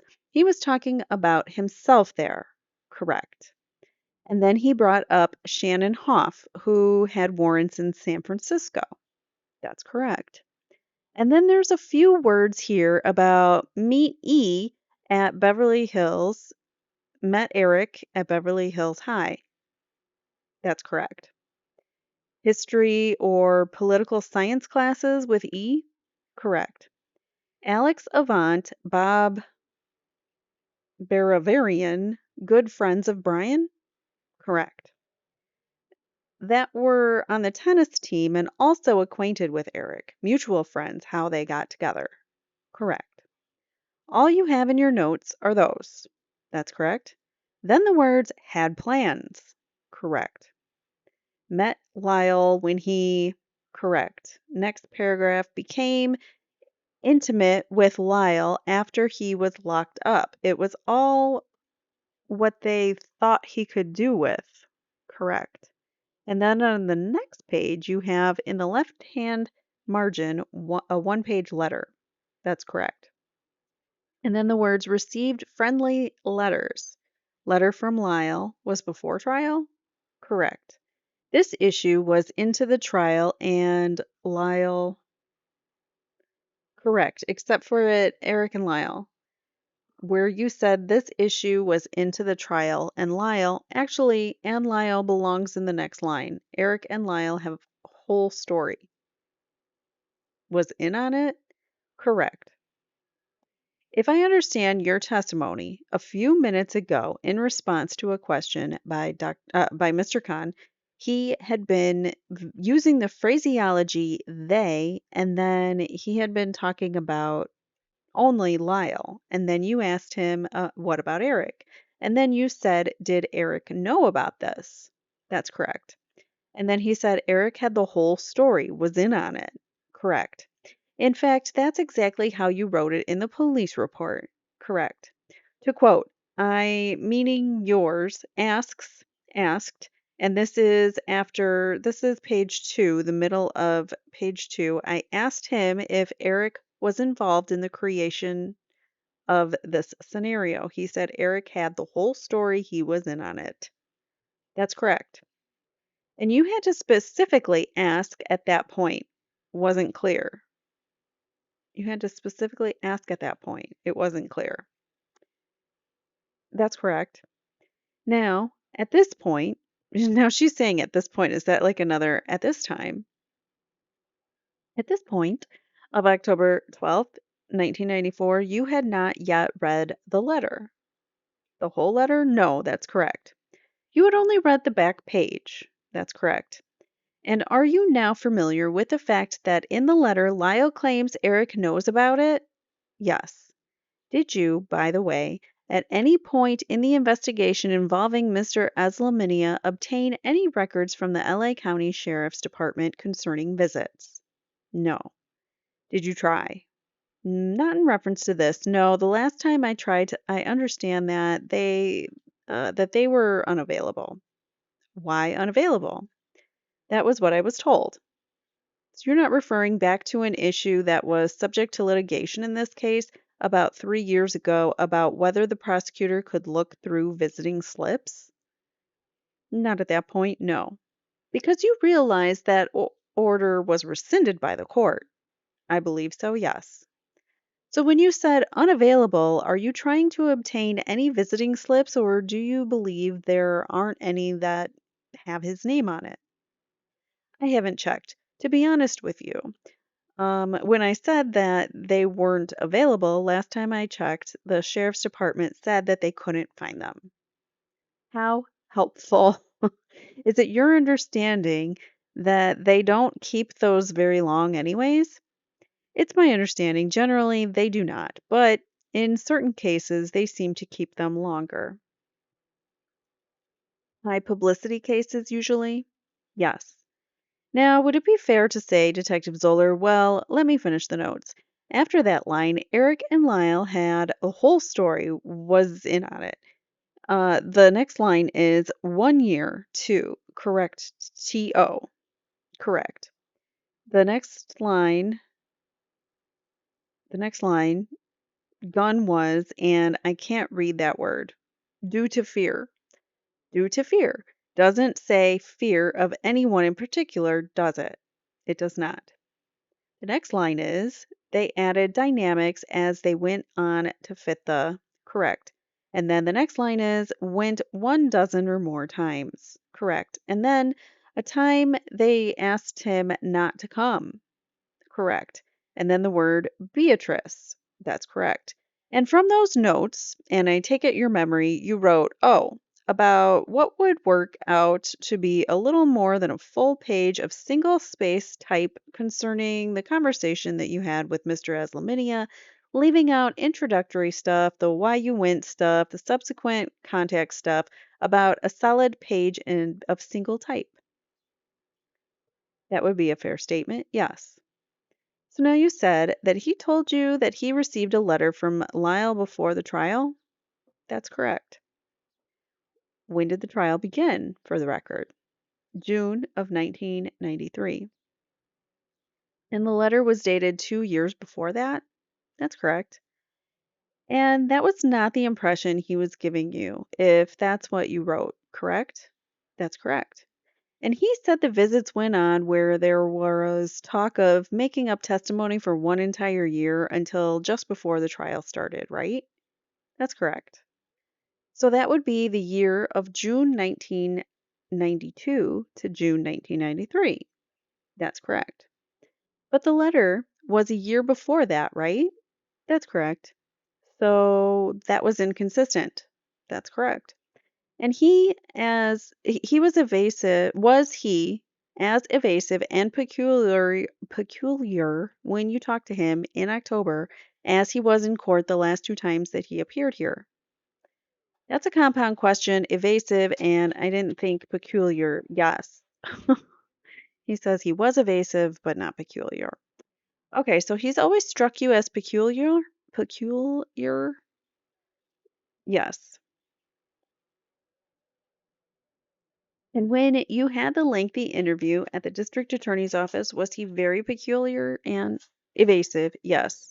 And very evasive. Not someone that you, as a police officer, would automatically believe to be a relevant informant. Objection, irrelevant, sustained. Why? These are witnesses that you're taking statements from, and if you consider them not to be relevant, then that's kind of important, I would think. But I don't know. That's just me. Court sustained it though.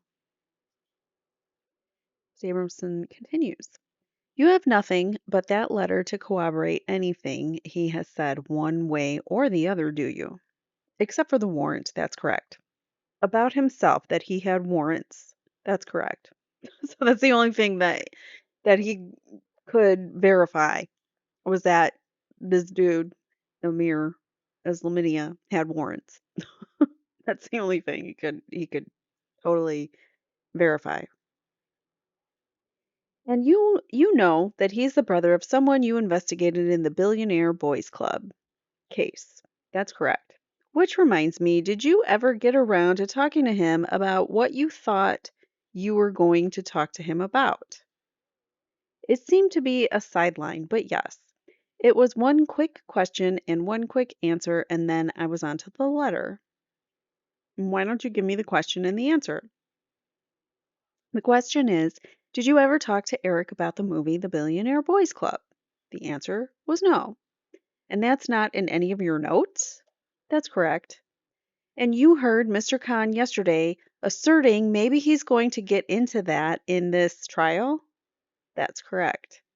Did you tell him, did you tell about him this conversation concerning the Billionaire Boys Club movie?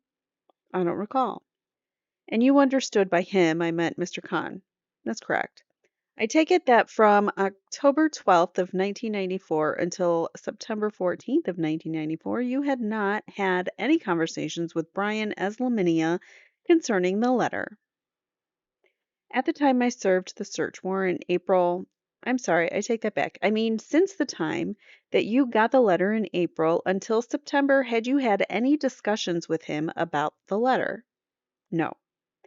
And in fact, the discussion on September 14th, 1995, did it ever get to the contents of the letter? No. So how long did the discussion or the attempted interview or interview with the witness go on for on the 14th? Contrary to his statement, I believe it was about an hour and a half. So he said it was 3 hours. Was there anyone with him? Not to my knowledge, no. Do you know who the gentleman is who has accompanied him to the court for the last day and a half? Not day and a half, the last 3 times that he's come here, 3 or 4 times. I do not. I was introduced to him in court and was told that he was his attorney, and I don't remember his name or an attorney. No, I think he did label him as his attorney. His attorney? That's correct. So you've never had any contact or conversation with that attorney? That's correct.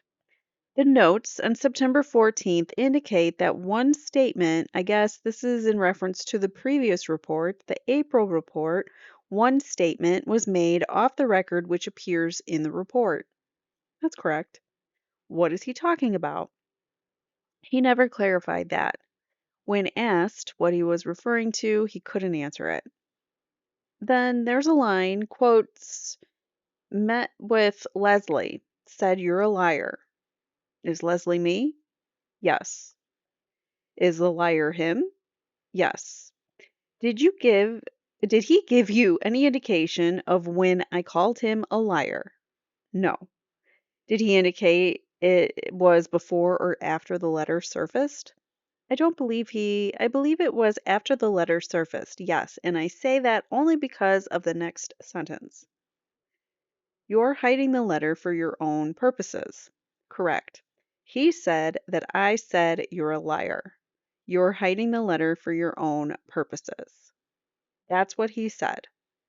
And this is after the letter surfaced. That's what I presume, yes. So that's not very rational. No. Okay, and that's sort of how he is when he wants to be. Okay, and you're going to use him as a witness. He's real reliable.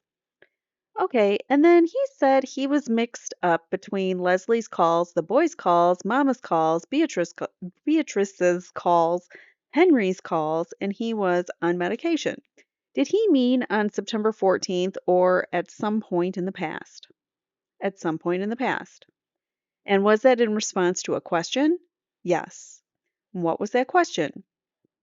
The question was the calls that he had with Erik and Lyle or meetings with Erik and Lyle, and then he said, I don't know, I get mixed up between, and then that statement there. Gotcha. And then it reads, quote, went to Leslie about his petty theft case. She told him it would be a conflict for her to handle it. She then gave him a name of Madeline. That's correct. I seem to be rather a large focus of this interview. Would that be a fair statement? I'll withdraw the question. Thank you, he says. Did he indicate when that happened? No. Do you know from checking the warrants when the petty theft case happened? I don't recall.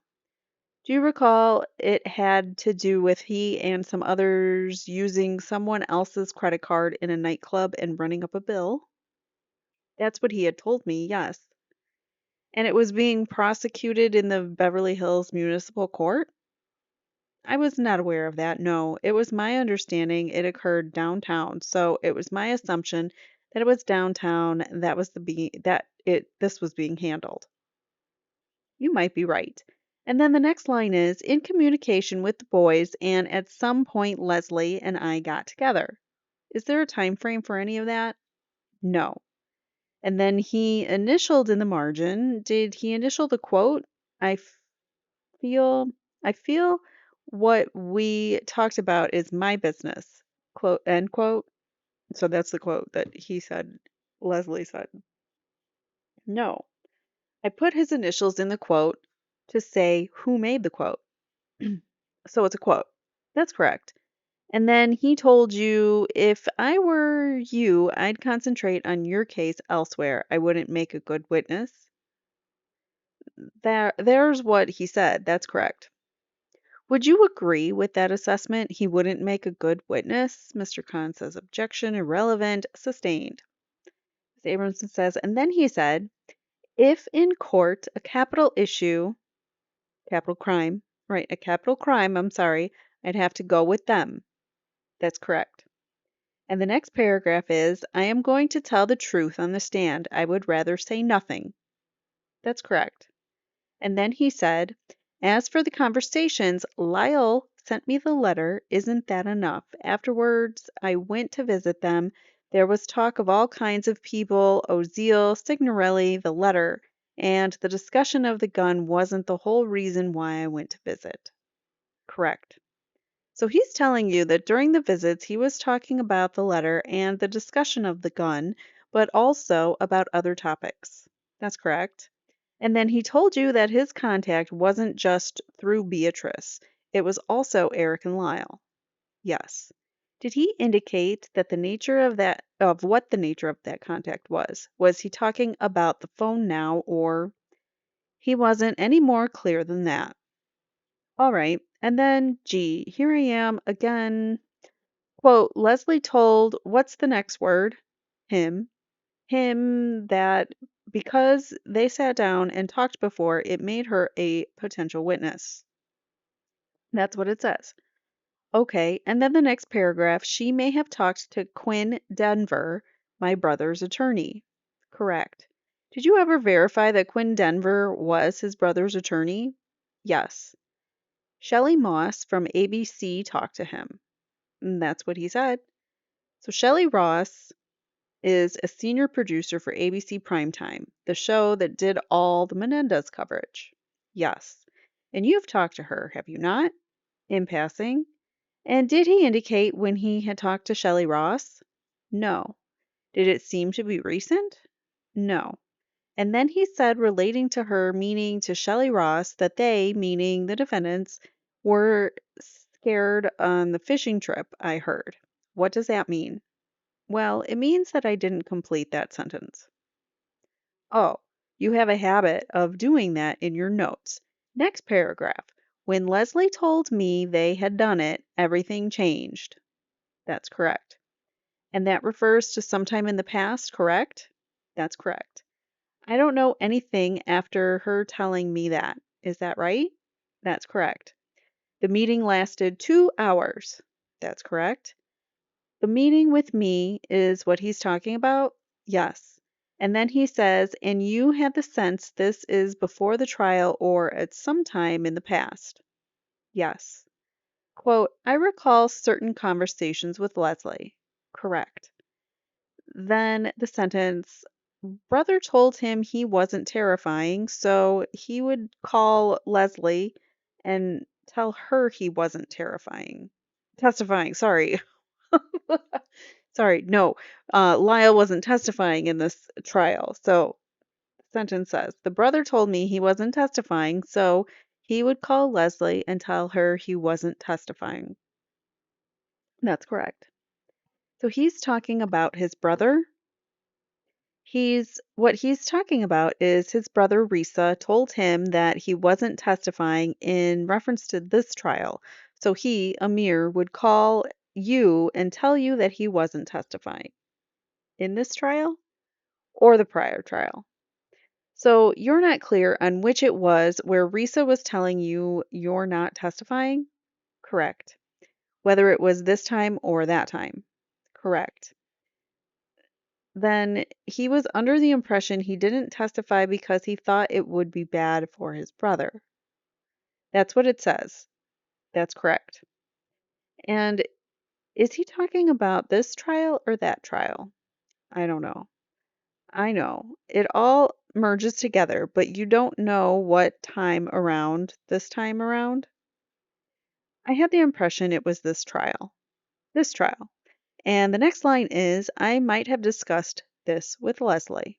Correct. This being this being that his brother doesn't want him to be a witness. Correct. Now my favorite line. You're an honest guy. Who's speaking to whom? That's funny. Mr. Khan is making that assessment of Mr. Eslaminia. Interesting. Interesting. When we've shown, or they've already shown enough evidence here to make me believe that Mr. Eslaminia is not very truthful in his statements here, and he may have wanted something out of this, or maybe he was being forced into this because of the fact that he had warrants. The cops maybe found the warrants and were like, oh, let's go talk to this guy. It could have been that they reached out to him, and it might not have been him reaching out to them. Just saying. Prosecutors do dirty tricks like that and have their witnesses lie all the time. It says Mr. Khan is making that assessment of Mr. Eslaminia, saying he's an honest guy. Ms. Abramson says, I'm embarrassed for you, David. Oh my God, that is hilarious. So, in the middle of her questioning the witness, Leslie Zoeller, she takes a moment to admonish Mr. Khan, saying, you're an idiot for thinking that Mr. Eslaminia is an honest guy. That's hilarious. Love I love Leslie. Like more and more. The more I read this transcript, the more I've watched the trial, I love her more and more. I just think she's such a badass. She says, I'm embarrassed for you, David. And Mr. Eslaminia replies to that, bait. Oh, I lie like a dog. The witness, Mr. Detective Zoeller, says, that's what it says, and that's what he said. Ms. Amundsen says, on the record, off the record. What's the next line? Those boys are guilty. They admitted. No, no, above that. We'll get to that. His last. Okay, salvo. On the record. On the record. Lie. I lie like a dog on the record. Oh, he didn't finish that sentence. I lie like a dog on the record. The answer is no. No. Mr. Khan made the statement, you're an honest guy. And then Amir Eslaminia said, oh, I lie like a dog. But he was saying it in jest. There was a little humor there. Uh-huh.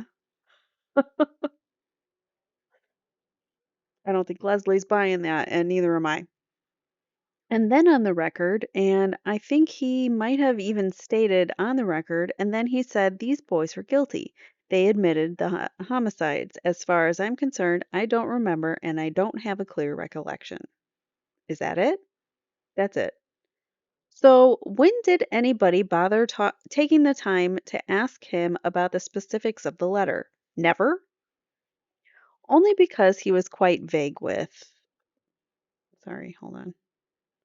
Only because he was quite vague with everything we discussed with him, and every time we wanted to get to the particulars, it went off on a tangent.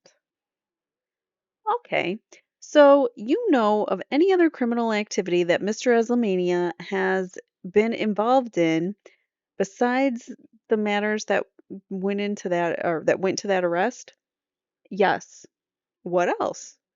I understand when I was trying to locate him to serve him a subpoena, I believe that he was no longer in the San Francisco area because there was a disturbance matter with his live-in girlfriend and there was some type of DV warrant for his arrest in that regard. This guy's an even bigger piece of SHIT than I thought.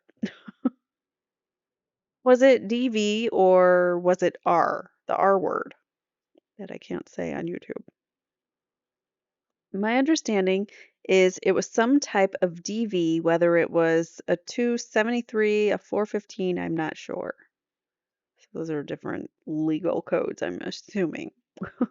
Did you ever take a look at his juvenile record? No, I don't believe so. The Beverly Hills Police Department is well aware of the Eslaminia family, though. Whatever that means. A very disturbed family? I don't know whether I'd characterize it as disturbed, just that there was a lot of contacts with the Eslaminia family and the Beverly Hills Police Department. So they're informants or criminals, or both. Usually, informants are criminals or on the outskirts of criminal activity. So that's probably what's happening here. Miss Abramson says, thank you, Detective Zoeller. The court says, Mr. Gessler, any questions? Or Ms. Towery, Mr. Gessler says, I don't believe, Your Honor. The court says, any redirect. And here we do have some redirect by Mr. Khan. All right, I'm actually having a whole lot of hip pain here, so I gotta scooch down in my seat and I'm just turning my camera off for now. Sorry, guys. Apologies, but it is what it is. Because sometimes I gotta just lay down. My hips hurt so bad. Chronic pain and autoimmune diseases suck. All right, so let's um, move on to the redirect. We've got Mr. Khan asking the questions for the state. Aside from the apparent inconsistencies in Mr. Eslamania's dates concerning the conversations that he had with Erik Menendez and Lyle Menendez, was it your understanding from speaking to Mr. Eslaminia that he was telling you that he had personally spoken to Erik Menendez concerning the scenario that is referred to in the letter prior to the time that he received the letter from Lyle Menendez? Yes. All right, thank you. I have nothing further. I just want to point out, though, before we move on, um, so in all the recent press conferences and stuff, if you recall, Nathan Hawkman uses Brian Eslaminia as to like reinforce his stance on why the brothers have lied and they are not to be trusted. And yet here we have this Eslaminia who, as you can see, is not to be trusted. He's clearly not a good witness. Detective Zoeller wrote in his notes that this guy would lie on the record, but like a dog, lie like a dog on the record. Yet here we are, um, Nathan Hawkman, all these years later, is like, no, it's good. Yeah, we totally believe Amir Eslaminia, and not at all the victims of these horrific crimes by Jose and Kitty. Let's not believe real victims, but whatever. Okay, let's move on before I get into a huge tirade about him. I hate Nathan Hawkman. All right, so recross examination by Ms. Abramson again. She says, there's nothing in your notes or in your report to that effect, specifically, is there? As far as what? That he had a conversation with Erik Menendez about fabricating any particular story. I think it's in the report where it states that there was a conversation. I specifically asked him whether Erik was involved in that conversation, and he said yes. Now, what you did was, after he was talking about those meetings, and you asked him, and you had to ask him, was Erik involved in the creation of a scenario? And that comes almost at the very end of the whole report of the interview. And then he said, just as your notes show, quote, Erik had the whole story, he was in on it. The court says, isn't this a little compound here at this point? Take a shot. Ms. Abramson says, the question is compound or the issue is compound. The question. All right. First of all, you testified before when Mr. Khan asked you, and I thought again when I did, uh, that he was using the terminology they, and he seemed to be specifying Lyle when he was talking about these meetings. That's correct. So you had to ask him specifically if Erik was involved in the creation of the scenario? If correct. If Erik was the other half of they or the other part of they, correct. And he said Erik had the whole story, correct. Now, are you saying now that what you said are you saying now that what you specifically asked him was, did you have a face-to-face meeting with Erik Menendez to discuss this? I don't see that here. I did not ask him that, no. So now that you've read the letter, okay, he could be answering your question based on what Lyle is saying in the letter, couldn't he? That's not how he answered it, though. But that's not a very honest person, is he, Detective Zoeller, in your opinion?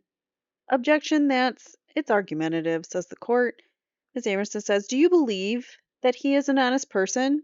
Objection, irrelevant. Overruled, you can answer the question. The witness says, I felt that he was honest with me for the most part. Because he was telling you what you wanted to hear, says Miss Abramson. I felt that he was honest. He's very clever, isn't he? Yes. He's very articulate. He can be. And he can seem very smart. Yes. And he's very peculiar. He can be. And he's untrustworthy.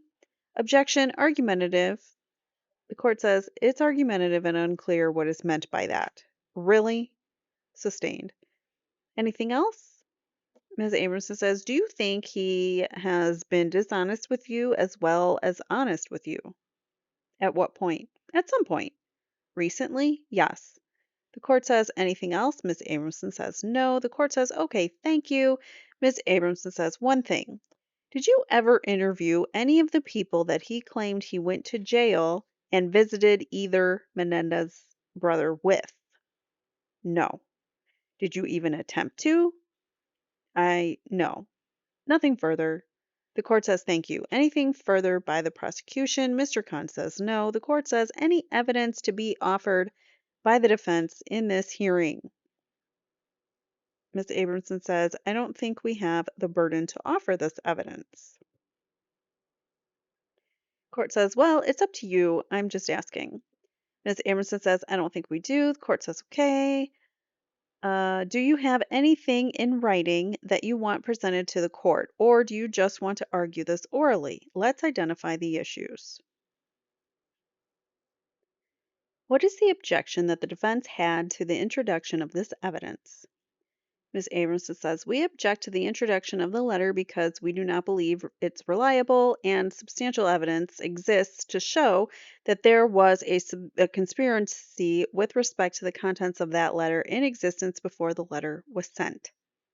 That was the reason, if I understood the ruling of the court previously, why the court ruled tentatively that the letter, although the witness could testify the letter was not admissible.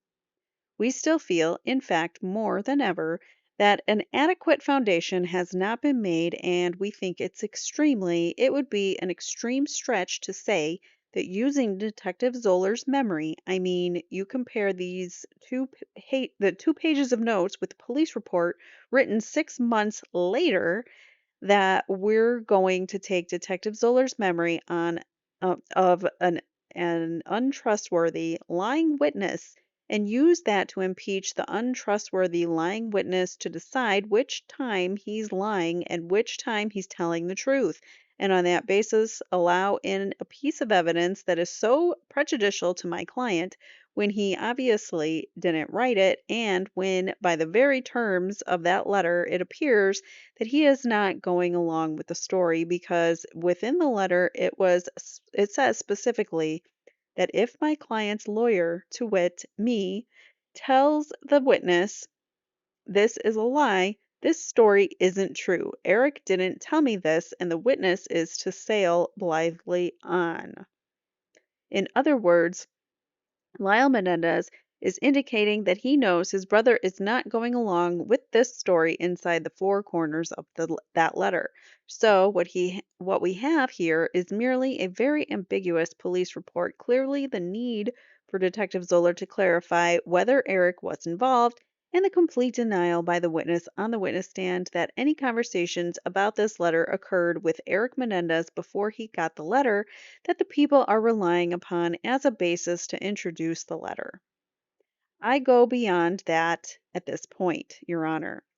I do not believe in a capital murder trial that a witness such as this should be allowed to testify for either side.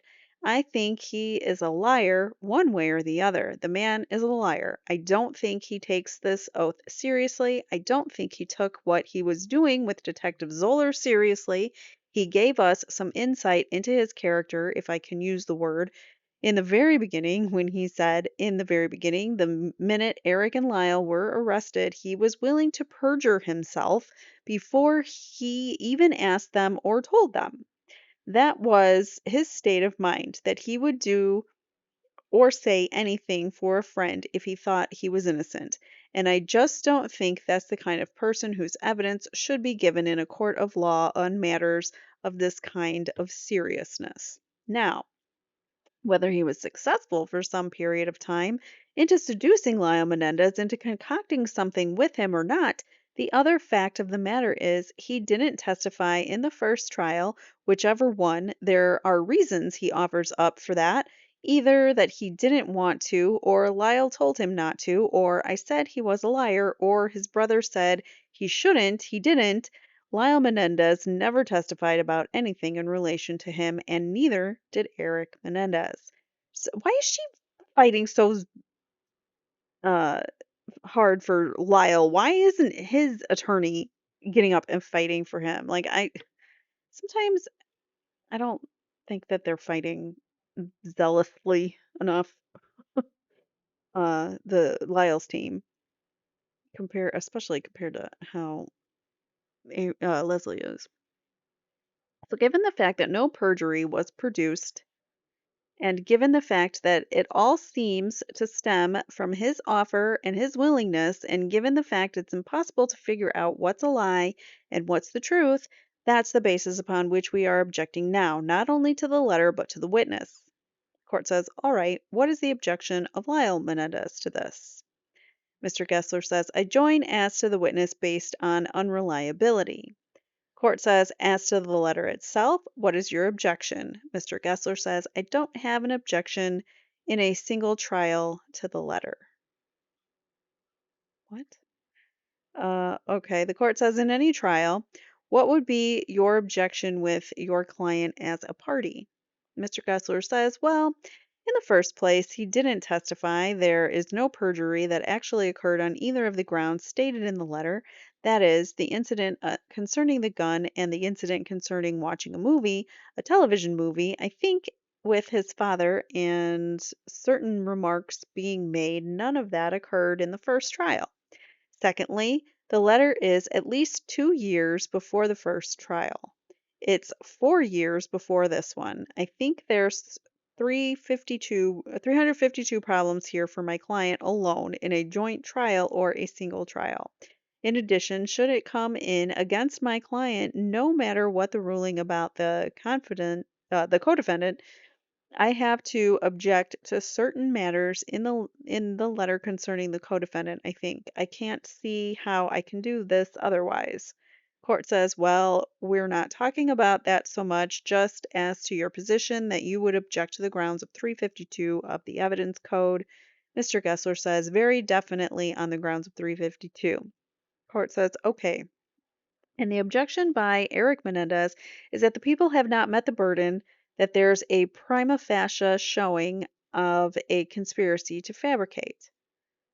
Ms. Abramson says the evidence. The court says the evidence, fabricate evidence or commit perjury, and that this particular statement at this point, take a drink, or declaration, we're talking about the letter, was not made in furtherance of the conspiracy while your client was a party to the conspiracy or before he became a party to the conspiracy.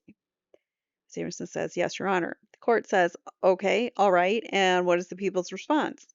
Mr. Khan says, yes, I think that that can be inferred both from the testimony of Amir Eslaminia and Detective Zoeller, who testified to prior inconsistent statements of Erik, and it can also be inferred from the letter itself. The court says prior inconsistent statements of who? Of Amir Eslaminia, and it can also be inferred from the letter itself. I ask that as part of the court's consideration, I believe the court has read and considered the report of Detective Zoeller, and I ask that that be received as part of this hearing as well. We do have testimony before the court concerning the fact that Detective Zoeller did review the statements with the witness, read it back to him. When we looked at the nature, or read it back to him, when we looked at the nature of the statements themselves made by the witness indicated, for example, and Lyle and Erik emphasized that the gun was due to fear that they had of their parents. I think it's very clear from the nature of the report of the conversation that Detective Zoeller had with Amir Eslaminia, and bearing in mind that it was read back to him and he confirmed that it was accurate, I would submit there is sufficient evidence before this court to conclude that the witness himself, Amir Eslaminia, establishes the existence of a conspiracy between Erik and Lyle to fabricate evidence, and from the letter itself, the language that appears in the letter makes it clear that such a conspiracy existed at the time of the writing of the letter. I would ask that the letter be received for both of those reasons. Ms. Abrams says, Your Honor, Detective Zoeller never said he read back the report. That was Mr. Khan. The court says, I can't hear you. Detective Zoeller didn't indicate that he read back the report to him or that he said anything about the report. That was Mr. Khan saying that to the witness, but Detective Zoeller never said that. And I don't believe the letter can establish the conspiracy. That's Lyle Menendez establishing that Erik Menendez is part of a conspiracy. I think one thing this court does know by now is the tendency of Lyle Menendez to speak on behalf of them when he is doing all the talking himself.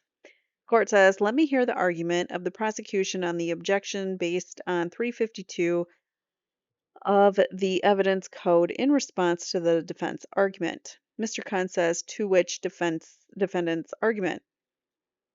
Either one or both, says the court. They've objected on 352 grounds to admissibility of this evidence. Mr. Khan says, well, Your Honor, under 352, I think that the probative value of the evidence clearly outweighs any potential for prejudice in this case. The court says, well, they argue it doesn't prove anything to start with. Mr. Khan says, well, I would submit it does, in fact, prove that the defendants were engaged in a conspiracy to manufacture evidence, and the specific nature of the evidence isn't even an issue, should not be an issue. What it demonstrates is that where the defendants conspire to get a witness to make a false claim concerning their involvement in the commission of any offense or their behavior immediately preceding that offense, which is connected to that offense, clearly demonstrates an intent on the part of both defendants to fabricate evidence, to present false evidence before a jury, and that is evidence of a consciousness of guilt. There would be no reason for the defendants to falsely fabricate evidence to be presented to a jury unless the defendants were, in fact, of a guilty state of mind at the time, take a shot, that the efforts to persuade this witness to present such false evidence. We had the same issue come up in another context where the defendants argued that consciousness of guilt evidence should not be admissible where the defendants admitted or conceded a degree of the homicide, but they disputed the degree of homicide charged by the prosecution, and the court ruled in that regard to that issue. Regardless of the fact that the defendants may admit a certain amount of involvement in the commission of the offense, even if such admission constitutes a degree of homicide falling short of the allegation of the prosecution, that nevertheless such evidence is still admissible to prove the consciousness of guilt of the defendants. And we discussed case law supporting that proposition, and such case law was submitted by the prosecution. So I would ask that this letter clearly reflects a consciousness of guilt on the part of both defendants, and there is simply no prejudice, as that term is used within the meaning of Section 352 against them by the admission of such evidence. The court says, on the argument of prejudice or lack of probative value, how is this different than the testimony relating to Jamie Pisarcik? Mr. Gessler. Mr. Gessler says, I think we did object to that too. Court says, okay, I overruled the objection. How is it different in your view? How would you analyze it that this would be different? Mr. Gessler says, I think the depth in the letter goes, and the testimony implicating the other client, as well as Lyle Menendez, the implication is as to the whole defense. The one with Jamie Pisarcik is obviously one person to one person. There's no hint of anybody else being involved as far as a co-defendant concerned. The court says, well, how does that affect your argument? You don't really care how it implicates the co-defendant. You're representing your client. Mr. Gessler says, I think under 352, it's the amount of prejudice versus the probative value. The court has found that there's some probative value for Jamie. Ms. Towery says, she's the other attorney for Lyle, by the way. And that is her on the screen now in the middle. And we'll take her down because she's not talking long. Ms. Towery says, could I have a moment, Your Honor? Mr. Gessler continues. And also, in this one, the witness has testified that at some point Lyle withdrew, and in the Jamie Pisarcik one, Jamie Pisarcik said, I'm not going to have anything to do with it. I think that also has a certain amount more probative value without conceding to the point that it should come in either. The court says, what was the time frame of the Pisarcik conversation in the jail with the defendant, Lyle Menendez, and when this particular letter is postmarked? Mr. Gessler says, we don't know exactly, but it is within a couple of months, I believe. Ms. Abramson says, no, I don't think so. Ms. Towery says, prior to December. Ms. Abramson says, Jamie Pisarcik's discussions were in 1990, December of 90, and this is July of 91. Ms. Towery says, it was sometime before he held up the letter in December of 1990. Ms. Abramson says, so it was sometime before December of 1990. Ms. Nahara says, I had it as early December of 1990 from her statement. Mr. Gessler says, within that time period of the December area. Court says, okay, any further argument? Ms. Abramson says, well, I just would add, Your Honor, that I don't see how, if I don't know what the court is thinking for a change, but if this isn't directly admissible against Erik Menendez, I don't see any way it could come in with any appropriate limiting instruction. This is far too prejudicial. It's really an Aranda statement. It's Arandized consciousness of guilt. The court says if it's not a statement made in furtherance of a conspiracy. Ms. Abramson says, yes, I'm talking about it. Yes. If it's not made in furtherance of a conspiracy, I don't see how it could independently be admissible against Lyle Menendez in this joint trial because by its very terms, it involved Erik Menendez on every score, which Jamie Pisarcik, however much I hate that piece of evidence coming in front of my client's jury, it doesn't involve Erik in any way, shape, or form. It doesn't talk about joint activities of Erik and Lyle. This letter is laying out a joint activity by Erik and Lyle by what Erik is going to do, aside from its blatant statement, what Erik's lawyer is going to do. It also talks about joint activity. Other basis for my objection is I don't want to be a witness in this case, and as we can tell, that seems to be the main interest in Mr. Cotton's talking to the witness was not to find out what happened with him and the defendants, but to find out what happened between him and me. A sort of unhealthy curiosity, I should think, since I already said on the record what it was all about.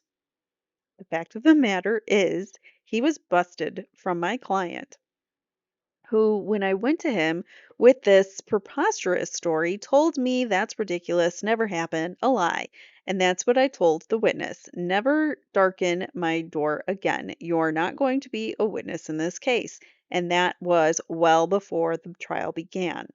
So, adding it all, and Ms. Lansing is also aware that this witness was telling a lying story when we interviewed him in 1992. So, for all of those reasons and the potential for prejudice, which is untrustworthiness of this witness, which is equally high, the problem with it making me be a witness, when in the terms of the letter itself, it's clear Erik is going to blow the whistle on this story, which is precisely what he did. It just seems to me that that's going a long way to prove an obvious liar is a liar.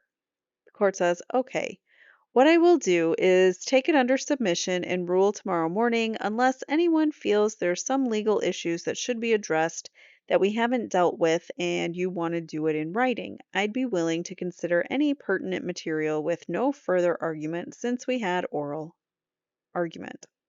Ms. Towery says, I apologize for violating the one lawyer rule, Your Honor. The court says yes.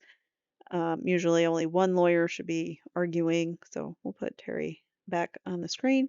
Ms. Towery says, I think it might be prudent if we wait at least until tomorrow afternoon to permit us the opportunity to do some research in the area of conspiracy.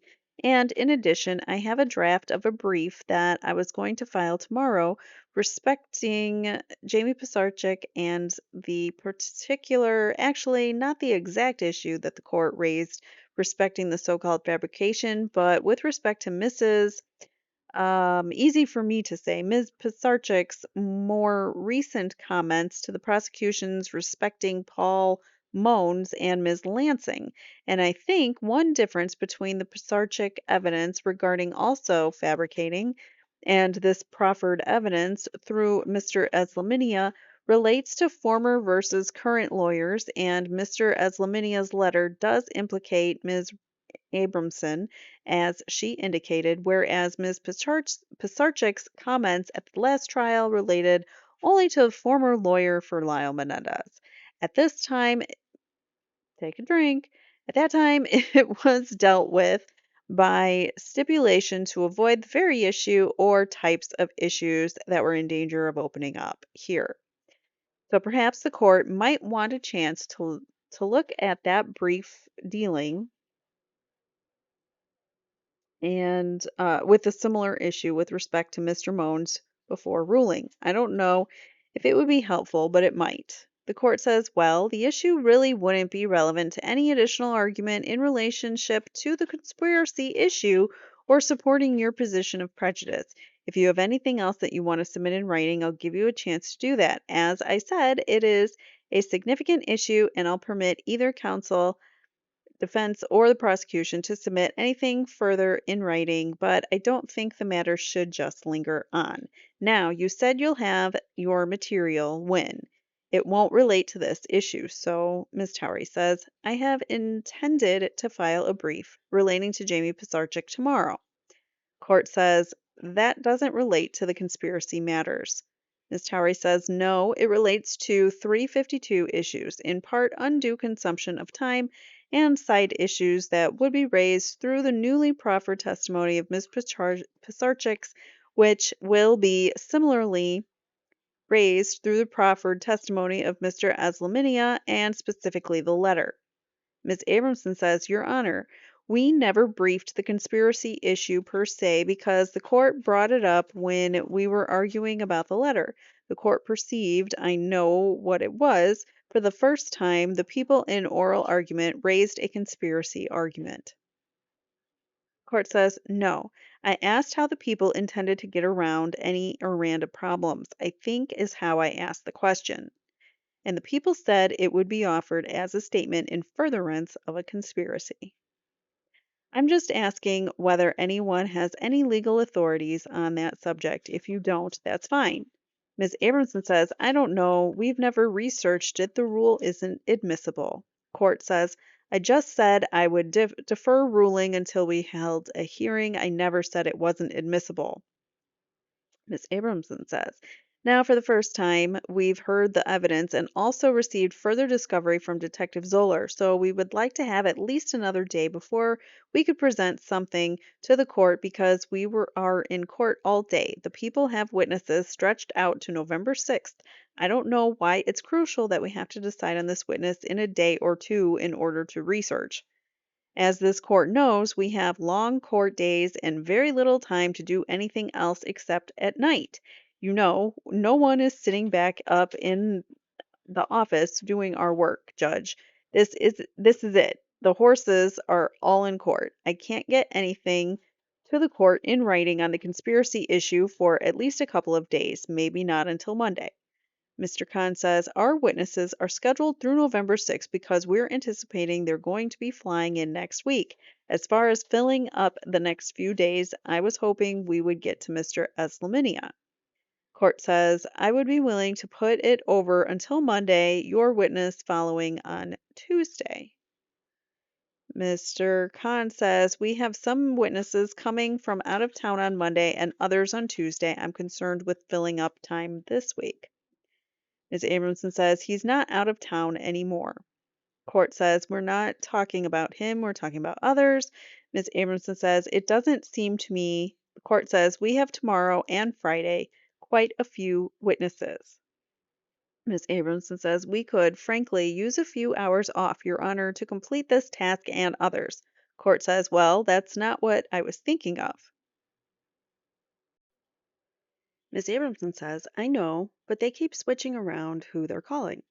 Court says, okay, let me go back here. I didn't in my notes identify for this week you have Slotkin, Sheriff's Deputy Cohen, Eslaminia, and someone involving the Jeep. That's all you have this week.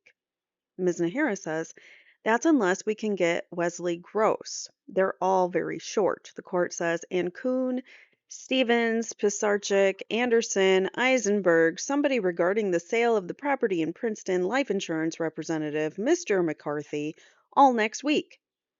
Ms. Nahara says, that's correct, Your Honor. Court says, what I'll do is give the parties until Friday morning to deal with this. If you can't come up with anything in writing, you can give me whatever your thoughts are on legal issues relating to the matter. But it doesn't seem as though we're going to have sufficient witnesses to fill the time between now and Friday, the end of the day on Friday. So I'll give you until Friday morning, but be prepared to deal with Eslaminia whatever way the ruling goes so that we don't have more time lost. I think he already knows how he's going to rule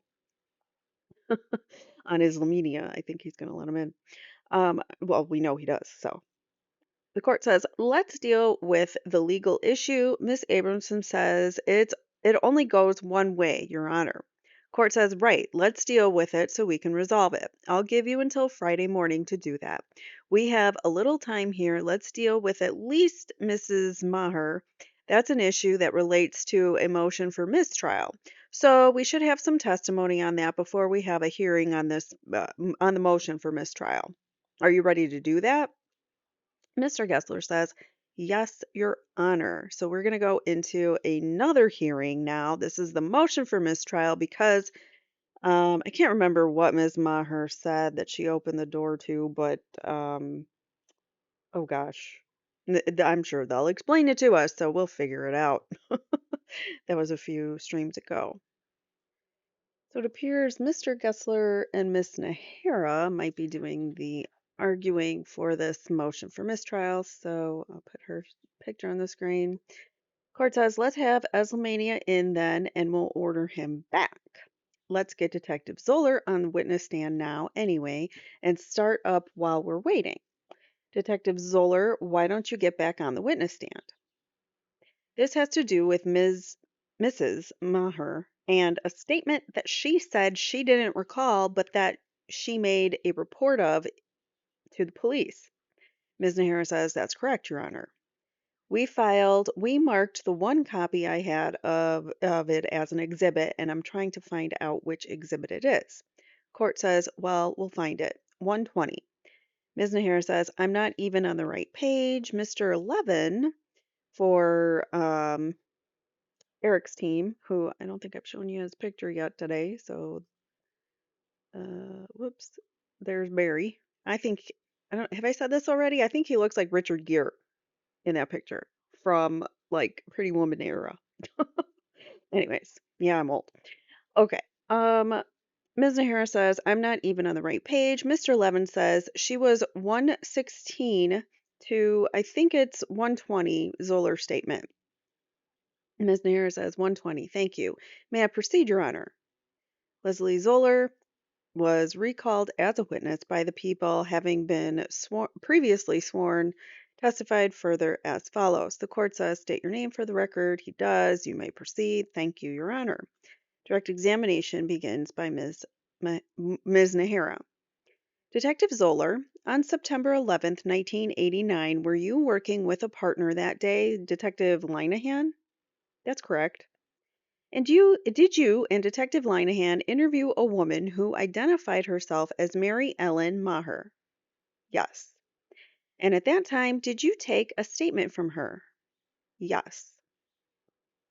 And was that statement memorialized in a Beverly Hills Police Department by the Beverly Hills Police Department on a continuation report? Yes, it was. And showing you what has been marked Exhibit 120 for identification, would you take a look at that, specifically the paragraph that has been circled, and read it? I've read it. And does that statement accurately reflect what was told to you by Mrs. Maher on you and your to you and your partner on September the 11th, 1989?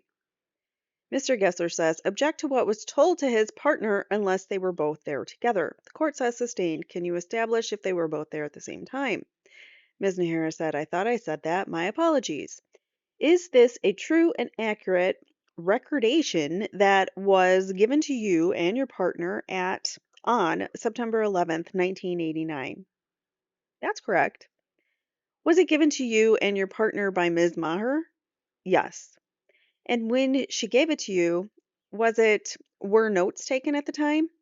That's correct. And eventually, was a report generated of that conversation?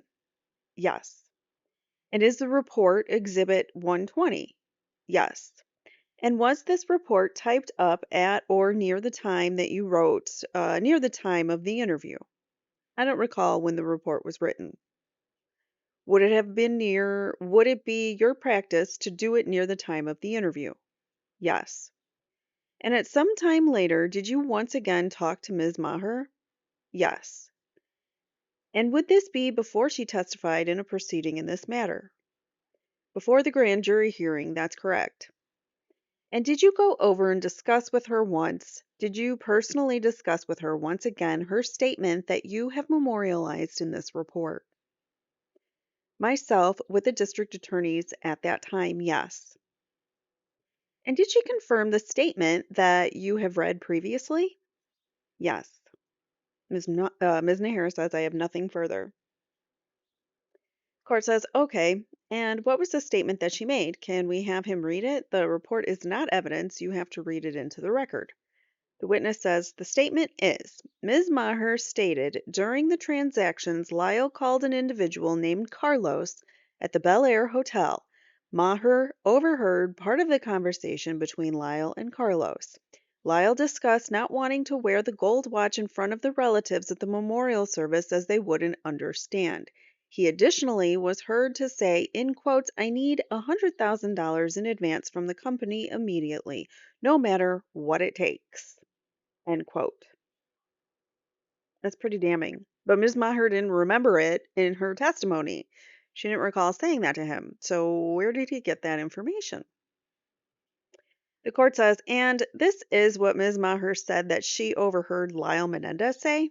The witness says that's correct during the transaction of purchasing the watches and money clips. Court says, all right. Ms. Nahara says, nothing further, Your Honor. Court says, Mr. Gessler, may I approach, Your Honor? Says Mr. Gessler in reply. The court says yes. All right. Cross-examination begins. Mr. Gessler again. Oh, let's hide Ms. Towery. Mr. Gessler is the one speaking. Sorry. And he is for Lyle's team. Detective Linehan. The court says Zoeller. Mr. Gessler says, I'm sorry, you should be Detective Linehan for this one. It's a slip. Burn, Mr. Gessler. Sir, you are an icon. That's funny to be like, well, you should be this other witness because you're the wrong witness to be bringing this in. And that's pretty ballsy to say. I mean, even though it's not in front of the jury, it's still pretty ballsy to say in front of the court after the court just corrected him. But still. All right, so there's a number at the bottom of the page, 68. What does that refer to? 68 is the running page numbers that, as far as the reports generated in this case. And how is that done then? Is that chronologically?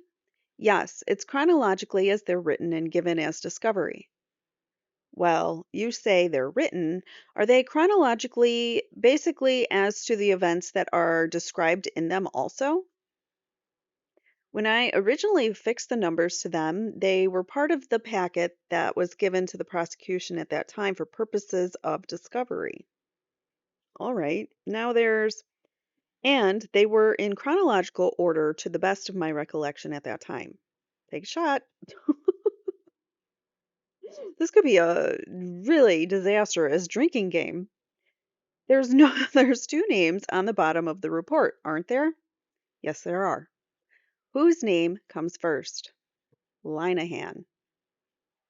Is there any meaning to the order in which the names come on a report like that? Generally so. And what's that? In this particular case, Linehan wrote the report and mine's the second name, so I was one of the two investigating officers.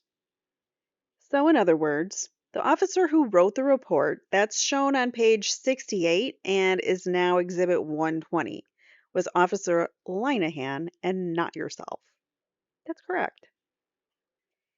Did he take the notes also? Yes, he did. Mr. Gessler says, "May I approach again, Your Honor?" And the court says yes.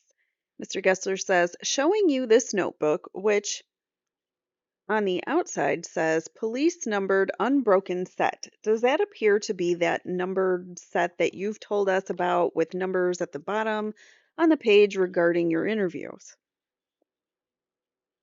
And the witness says, "If I may." He wants to take a look at it. Sure. Yes, says the witness. And for instance, page 60, that's a report bearing your name first and Linehan second. That's correct. Is that because you were the primary interview in that one, taking the notes and writing the report on page 60? That only denotes that I wrote the report, and as in this case on 68, where Linehan wrote the report, Exhibit 120 Linehan wrote the report. Now, the transaction reflected on page 60 is an interview done on September 6th, is it not? That's correct. And if we go to the next page, which would be 61, what is that?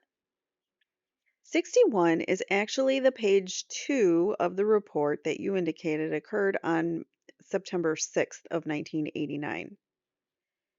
Well, not only. So it's page, I hope you guys are following along on the page because they keep cutting each other off. So it's page 2. This is the witness answering. So it's page 2, and it lists what it is an additional names page, and it describes who in fact witness 28 is and who is, which is referred to on page 60. All right, and you say I referred to September 6th. That's the date printed here for the interview at the top of what is page 60, isn't it? That's correct. Now, the next page after the witness identification, that's 62. That's correct. And what date does it reflect an interview for? September 8th. All right. Are there any interviews here in the typed notes reflecting an interview of September the 7th? Take a look at that.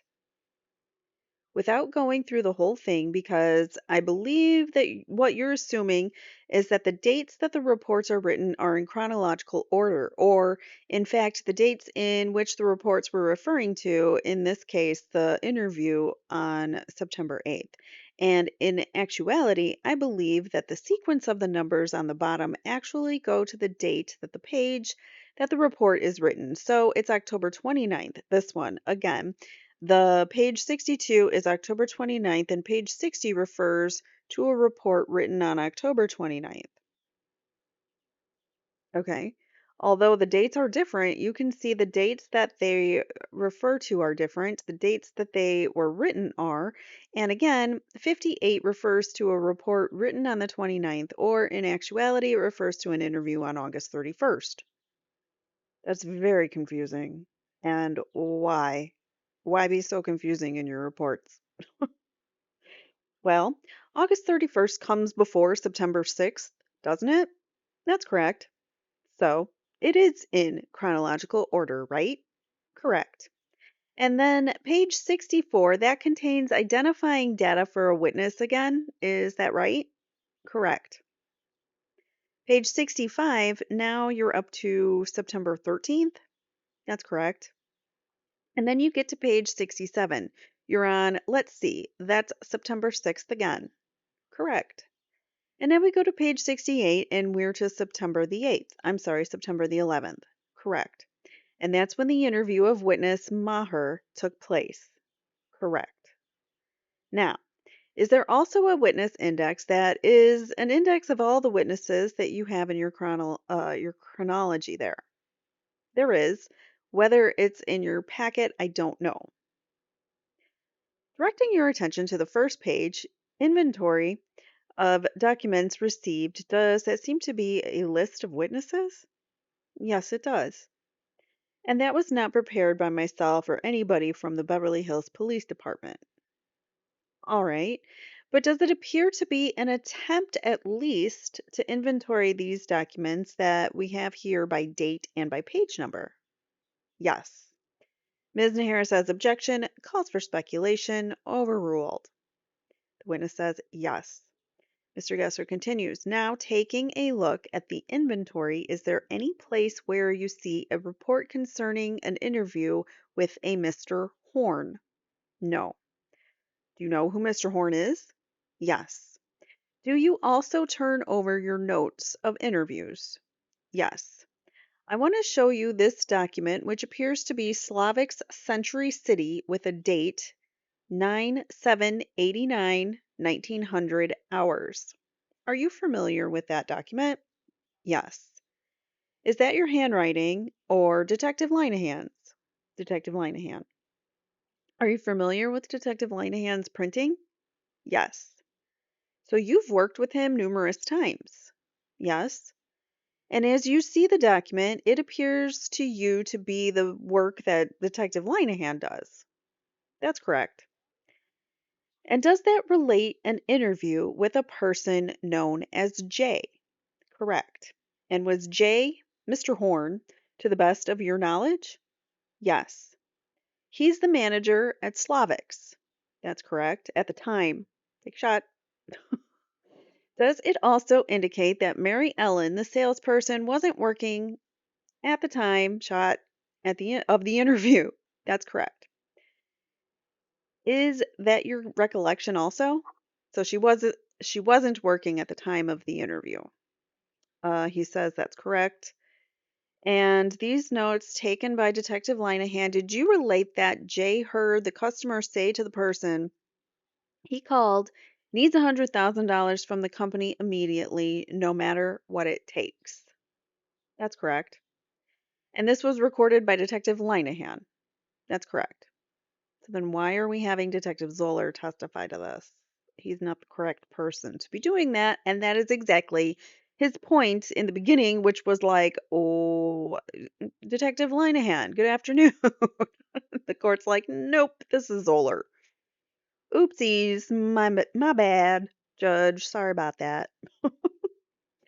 And this was recorded by Detective Linehan. That's correct. Now, on September 11th, are there notes concerning the interview with Mary Ellen Maher? Yes.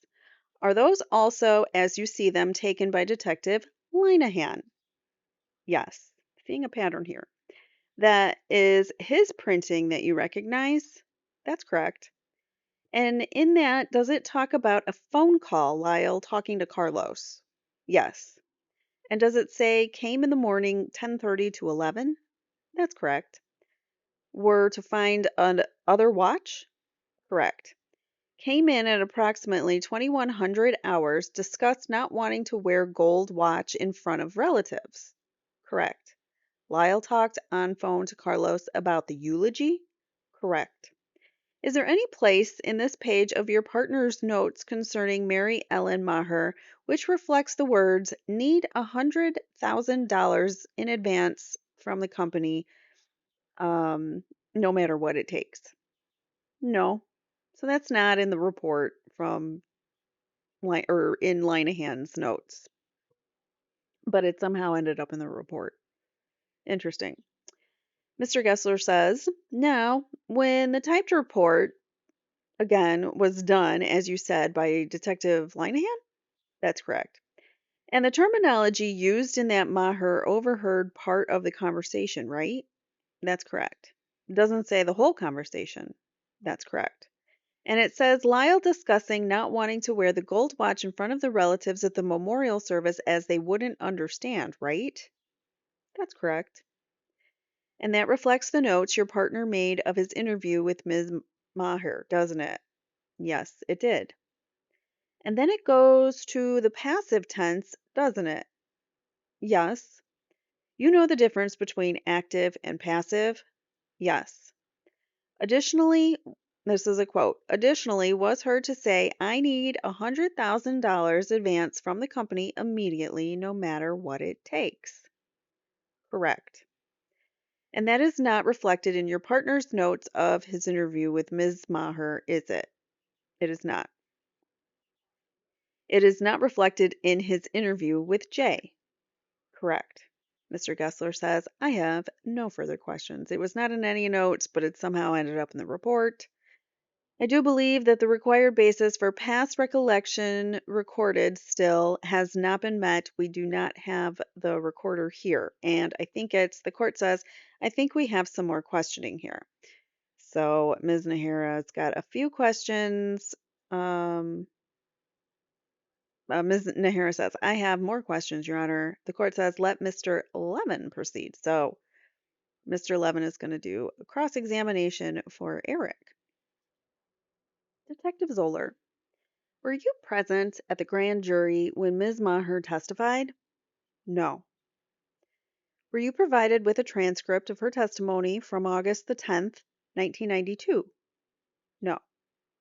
Were you aware that at the time, take a shot, at the time of the grand jury, she had asked, what did you hear one of the two Menendez brothers say? And she answered that she remembered discussing the memorial service, did not think it would be appropriate to wear the solid 18-karat gold Rolex to the memorial service, and that was all she said that she heard.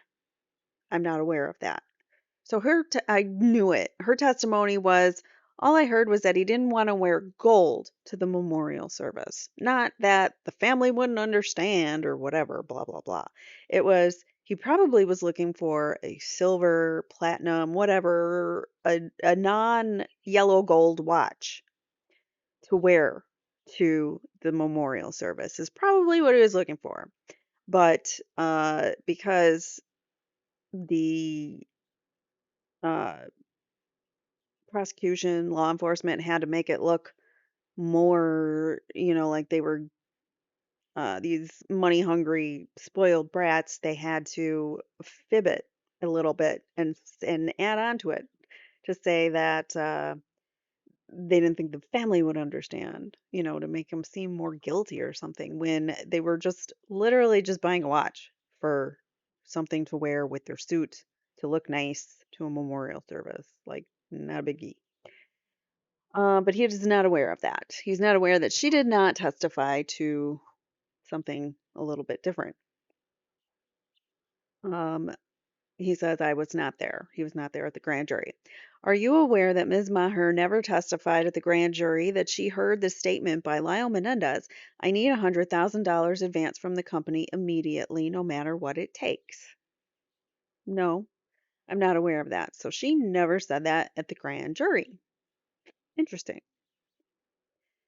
Were you under the impression before I brought that to your attention that she did testify that she heard the $100,000 statement at the grand jury? I was not under that impression at all. I was under the impression of what she, the district attorney, and myself went over as far as the report before her testimony.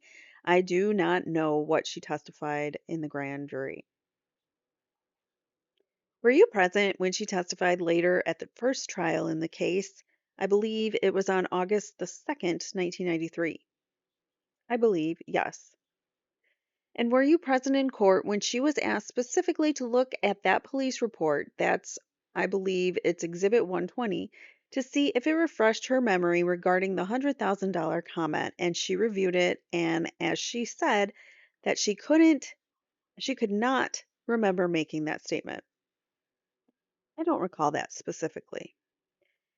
So, I mean, he wouldn't say that unless it was in the transcript that she didn't recall it. So I'm sure Mr. Levin isn't, Mr. Levin slash Richard Gere isn't making it up. Well, do you? I believe I was there, though. Do you remember her testifying in the first trial where she was asked to recall the conversation that she remembers Lyle Menendez engaged with a person named Carlos? Do you remember that? I don't recall specifically, no. Do you recall her saying anything at all at the first trial regarding the subject? No. Do you have any recollection of her ever testifying in court, ever, that she heard that comment, the $100,000 comment? I do not have that recollection, no. Mr. Levin says, thank you, nothing further. And of course, we've got some redirect from Ms. Nahara. Do you have Detective Linehan's notes before you? I do.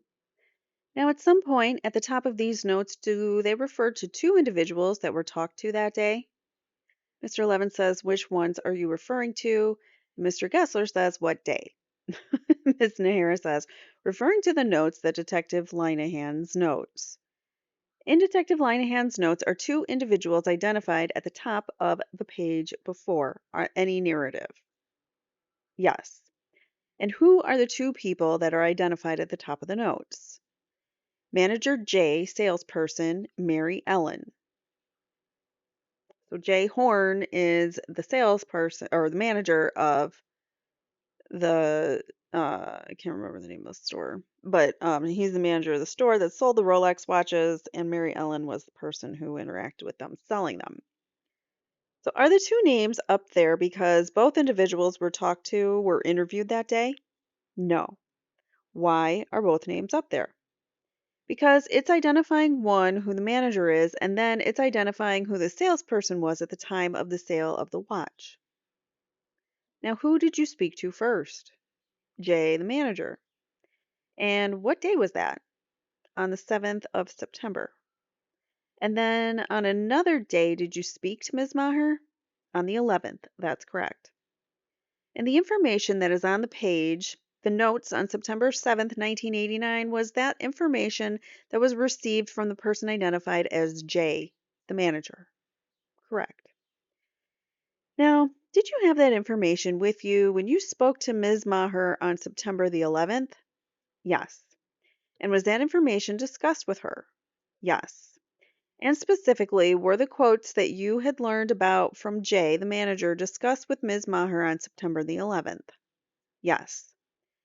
Now, I noticed that in the notes of September 11th, it does not repeat what is in the notes, the handwritten notes of September 7th. Is that right? That's correct. Could you tell us why that is? Well, I didn't write the notes, but nothing is repeated because it is recorded in the interview of Jay. For example, that's so ridiculous. So Jay said it, but you have another witness saying it. You're not gonna put it in there saying like they're corroborating or something, or like their information matches. They're not gonna put that in. That's ridiculous. That's like protocol numero uno in questioning witnesses and in interviewing witnesses. You write down their statements and compare them. Like, I don't understand why is law enforcement so bad when we really look into these cases and deep dive into these investigations. Sometimes it's insane to me that these cases even go forward. Well, I didn't write the notes, but nothing is repeated because it is recorded in the interview of Jay. For example, it describes the watches and it doesn't say anything as far as the watches in the interview of Mary Ellen Maher. Miss Nahara says, I see. So, if it is something that you're talking to her about, that in this case, if it was something that you were speaking to her about, that you had already spoken to about with Jay, and the information is the same, you did not repeat it on the second page. Is that right? Mr. Gessler says, I object because it's not the witness's notes.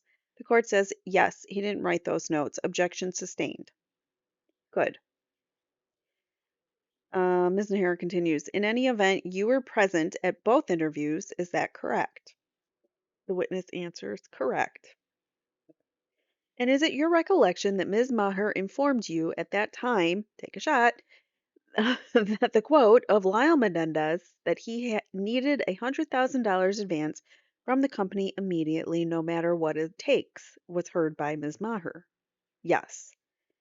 And did you discuss this with her once again? I discussed it with her. I discussed the report with her, with the district attorney at the time before her testimony at the grand jury. Did she change anything from the report? No. Does the report reflect that statement as well? Yes. Ms. Nahara says nothing further. I have nothing further. Mr. Gessler says, no further questions, Your Honor, but I still object, particularly based on subsection 4. Court says, okay. Mr. Levin has just a couple of questions. Court says, all right. Detective, are you not trained that when you interview a witness, you are to accurately or as accurately as you can record the substance of what that witness tells you? That's exactly what I was saying. And he says, that's my policy, yes. And if you interview a witness on Monday and they give you information, you will record accurately what they tell you on Monday, correct? Yes. If you interview that witness on Wednesday and they give you substantially similar information that they give you on Monday, you would record it again, wouldn't you? That's, I would. You're asking me if I interviewed the same person within a few days, I'd rewrite the same report? No. Let me ask something more specific. Thank you. In this case, Jay was interviewed on one day by you and your partner, correct? Correct. And your training is to record in handwritten notes the substance as accurately as you can that what Jay told you on that day, correct? Correct. And that you did or that your partner did, correct? Correct. And your partner's notes become, in essence, your notes, correct? In essence. Technically, or at least you review your partner's notes for accuracy. No. Do you remember looking at those notes for accuracy? No.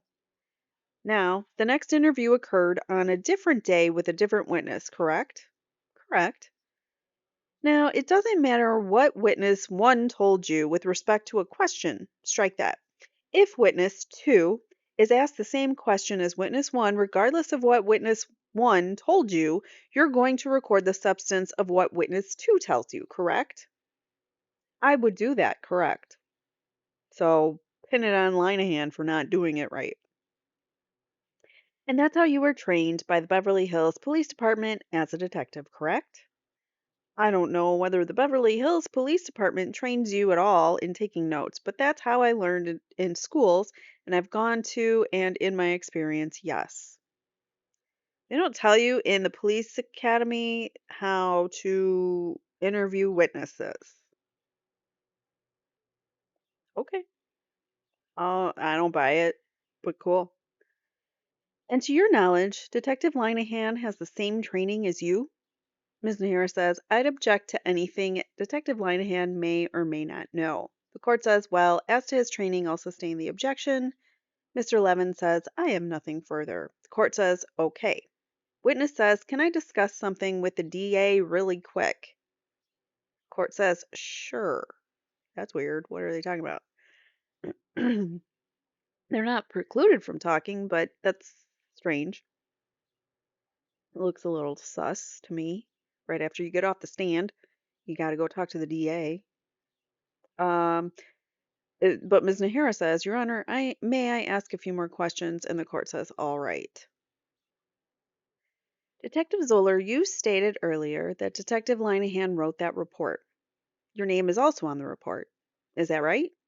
That's correct. Would you explain why it is that your name is on the report? Because one, we were working as a team, and when both names are on the report, we were involved together in the investigation or in the statements that the reports reflects. And when a report is written, we both have knowledge of the report that the statements are correct. In essence, when he writes a report, I'll go over the report to see if the information is correct, and I'll make or advise him of any corrections. And if I write the report, his name is on the bottom of the report that I write. He will read it and voice his opinion, whether it's to his knowledge that the report is, to what the report is. And is that report that you have, the exhibit in your hand, an accurate record of the statement Ms. Maher gave to you and your partner on that date? My recollection, yes. So he's saying the report is right, the notes are wrong. Ms. Nahara says, thank you. The court says, you regard this as your report or Detective Linehan's report? The witness says it's a report that he wrote, but again, when my name is on it, after it's written, I'll read his report. And if his name is on my report, he will read my report to add or delete anything that he recalls is different. Court says no.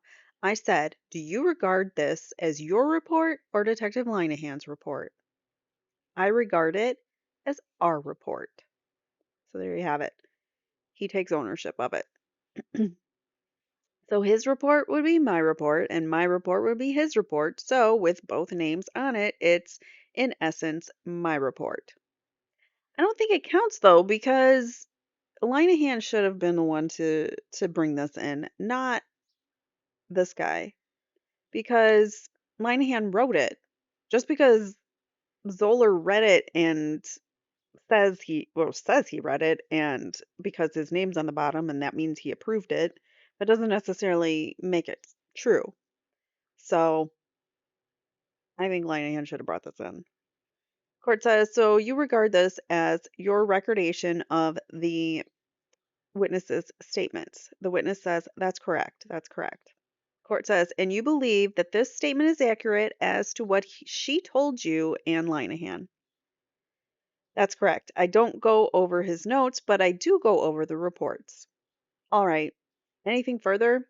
Mr. Gessler says, no, Your Honor, I still retain my objection and would like to argue. The court says, okay, all right, you may step down. Is Linehan around, or is he the witness? He's around, Your Honor. So, oh, sorry.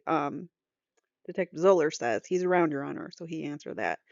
Court says, okay, do you want to argue now? Mr. Gessler says, I can, Your Honor. Court says, okay. So we're going into oral arguments now of this hearing.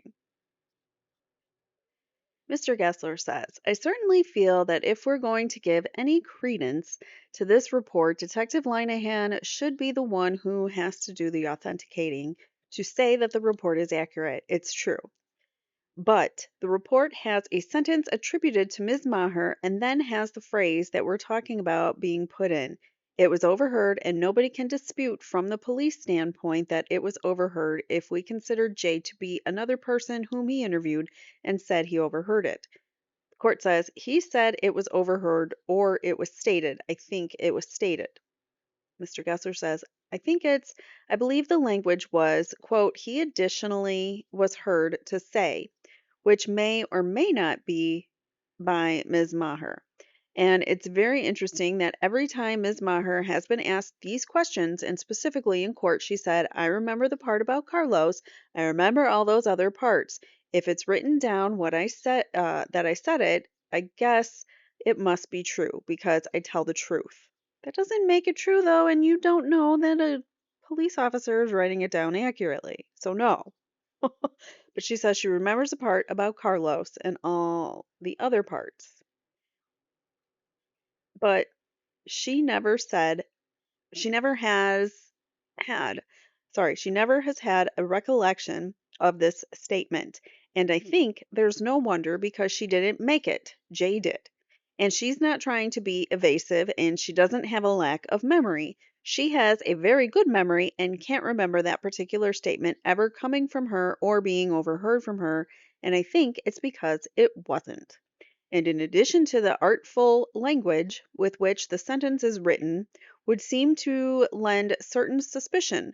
The notes do not contain that Ms. Maher made that particular statement, and I don't believe it's authenticated under past recollection recorded, particularly subdivision 4.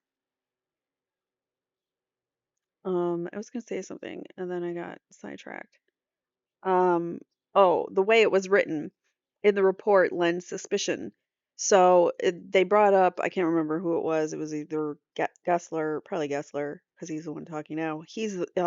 Somebody brought up the fact that it was written in like passive tense and active tense, and the way that it was written was the opposite of the rest of the notes. So it almost seems suspicious, like it was added in later or something to make it appear more um, to give them more credence in their motivation claim of being in it for the money or doing it for the money. So the court says subdivision 4. Mr. Gessler says that's the one about authenticating. The writing is authenticated as an accurate record of the statement. For Detective Zoeller to say it's our report and I didn't look at the notes and I believe it's an accurate record 6 years later, under the circumstances of this particular witness, her testimony, her honesty, and the way the report is written, I don't think that should qualify for past recollection recorded. Court says, okay, Mr. Levin. Yes, Your Honor. We join in Mr. Gessler's comments. This is a statement, or this statement proffered by the people through the witness, Mary Mahar, is not reflected in the people or in the police officer's interview, where they recorded the substance of what she told them in their notes, Linehan and Zoller's notes. She was asked at the grand jury what she heard Lyle Menendez say. She did not make this proffered statement. She was asked at trial 1 to recall the statements that she heard Lyle Menendez give with respect to Carlos, and she did not make the statement. Court says, was she ever specifically confronted with this particular statement? Mr. Levin says, yes, she was, Your Honor, and that occurred on volume 59, page 9013 at line 13, where Mr. Kuriyama approached the witness, gave her what is in essence 120, and asked her to review it and asked her if it refreshed her recollection, and she said no, and it did not come in as evidence in trial 1. Boom. Then why are we even doing this now? Like, this is so infuriating. The identical situation occurred in this trial. The court says the people never offered it as past recollection recorded. Ms. Nahara says it wasn't, Your Honor. Mr. Levin says, not in trial 1, I don't believe so. Ms. Abramson says they never proffered it in trial 2. They just tried to elicit it while the witness was on the witness stand. The court says they're entitled to do that. There's nothing wrong with that. Ms. Abramson says, except it's evidence from one defendant that's being proffered in a joint trial. And then the court says, well, it's part of this overall conversation that occurred at the time of the purchase of the watches. Ms. Abramson says she has always denied it. The point is, we knew from the last trial she had no recollection of that statement at all. We thought the reason the people the last time didn't pursue it is because they understood there was a mistake. Court says, okay, anything further? Mr. Levin says, no, Your Honor. And Ms. Nahara says, just briefly, Your Honor, I think the issue that Mr. Gessler is discussing as to subsection 4, that he's misreading it. I believe what is being stated at the end of that particular sentence, what it is the statement states is, offered after the writing is authenticated as an accurate record of the statement. And I believe how Mr. Gessler is reading that is that it must be authenticated as an accurate record of Detective Linehan's notes. And I think that the evidence on the record is that Detective Zoeller was present at the time the statement was made and that the report is an accurate reflection of the statement that she made. And I believe the evidence elicited by Mr. Gessler is that he does not believe it's an accurate reflection of Detective Linehan's notes. But I think that's a separate issue.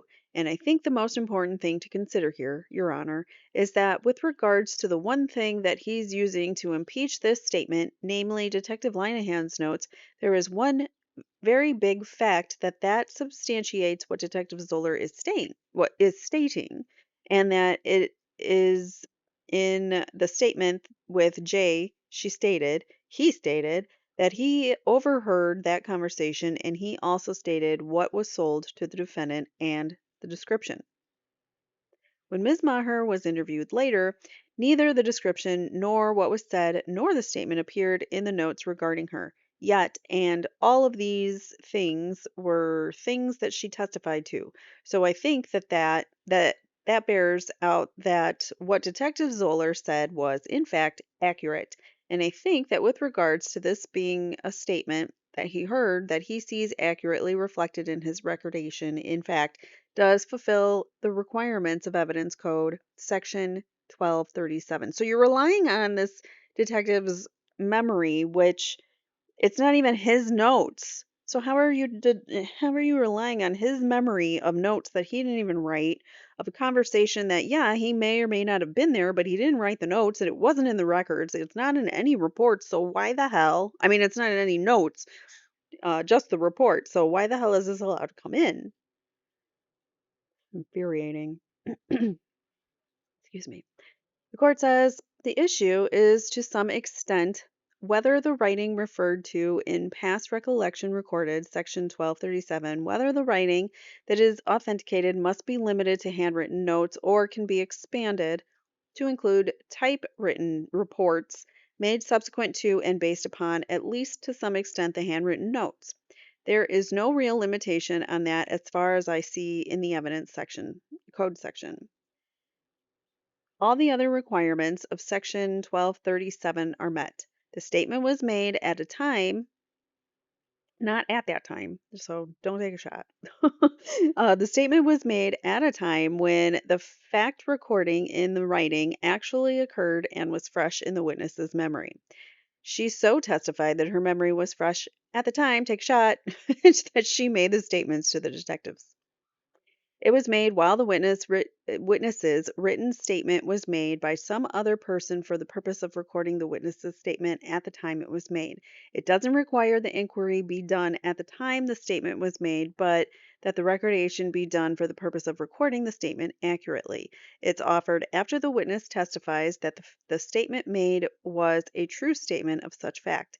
And the issue that we've been discussing is that the statement is offered after the writing is authenticated as an accurate record of the statement. And the testimony presented here satisfies me that this is an accurate record of the statement made by the witness. Get effed, Judge Stanley Weisberg. Seriously. I understand the objection and the nature of the examination, and that all can be brought out to impeach Detective Zoeller. That is permitted under Section 1237B. Further, Ms. Abramson interjects and says, Your Honor, the court continues, if there was some conflict or further issue relating to this, either side certainly has the opportunity to call Detective Linehan on the same subject. Mr. Levin says, Your Honor, the people have never proffered this statement, never given us notice that they intend on using this statement. We already had Carlos Baralt here from out of town. The court says, I don't know if that was the same Carlos that was referred to, was it? Ms. Abramson says, yes. Court says he's coming back. Mr. Levin says, well, Ms. Abramson says, is he? Are you bringing him back, Your Honor? Who's bringing him back? Because we weren't calling him. Mr. Levin says, we certainly could have questioned him. If the court is inclined to allow this statement in, we'd ask for a limiting instruction. This is, with respect to Erik Menendez, this is a statement that has no reference at all to Erik Menendez and appears to be solely applicable to Lyle Menendez. Ms. Abramson says, Your Honor, there seems to be no weighing here in this processing of whether the statement makes any rational sense. Mr. Menendez worked for this company. He didn't own it. How could anybody get $100,000 from the company and I need it immediately? It's ludicrous. There seems to be no way the rationality of any of these things can come in with a witness who cannot remember it, who has never remembered it. So Ms. Maher's never remembered them saying those things. Court says she gave a statement in 1989. Ms. Abramson says in which she never said it. The court says, well, that's what you say. It's in dispute, so you can't just. The judge is doing that, fact-finding mission that he's not supposed to do. That's for the jury. But he's saying that the witness said it. Whatever. Okay, the court says, well, that's what you say. Ms. Abramson says, that's what the notes say. We are led to rely on and what the discovery law says. Court says, I ruled otherwise. It's not for the court to evaluate why Lyle Menendez made a statement. It's for the jury to make that determination. The only issue before me is whether or not this meets the requirements of past recollection recorded.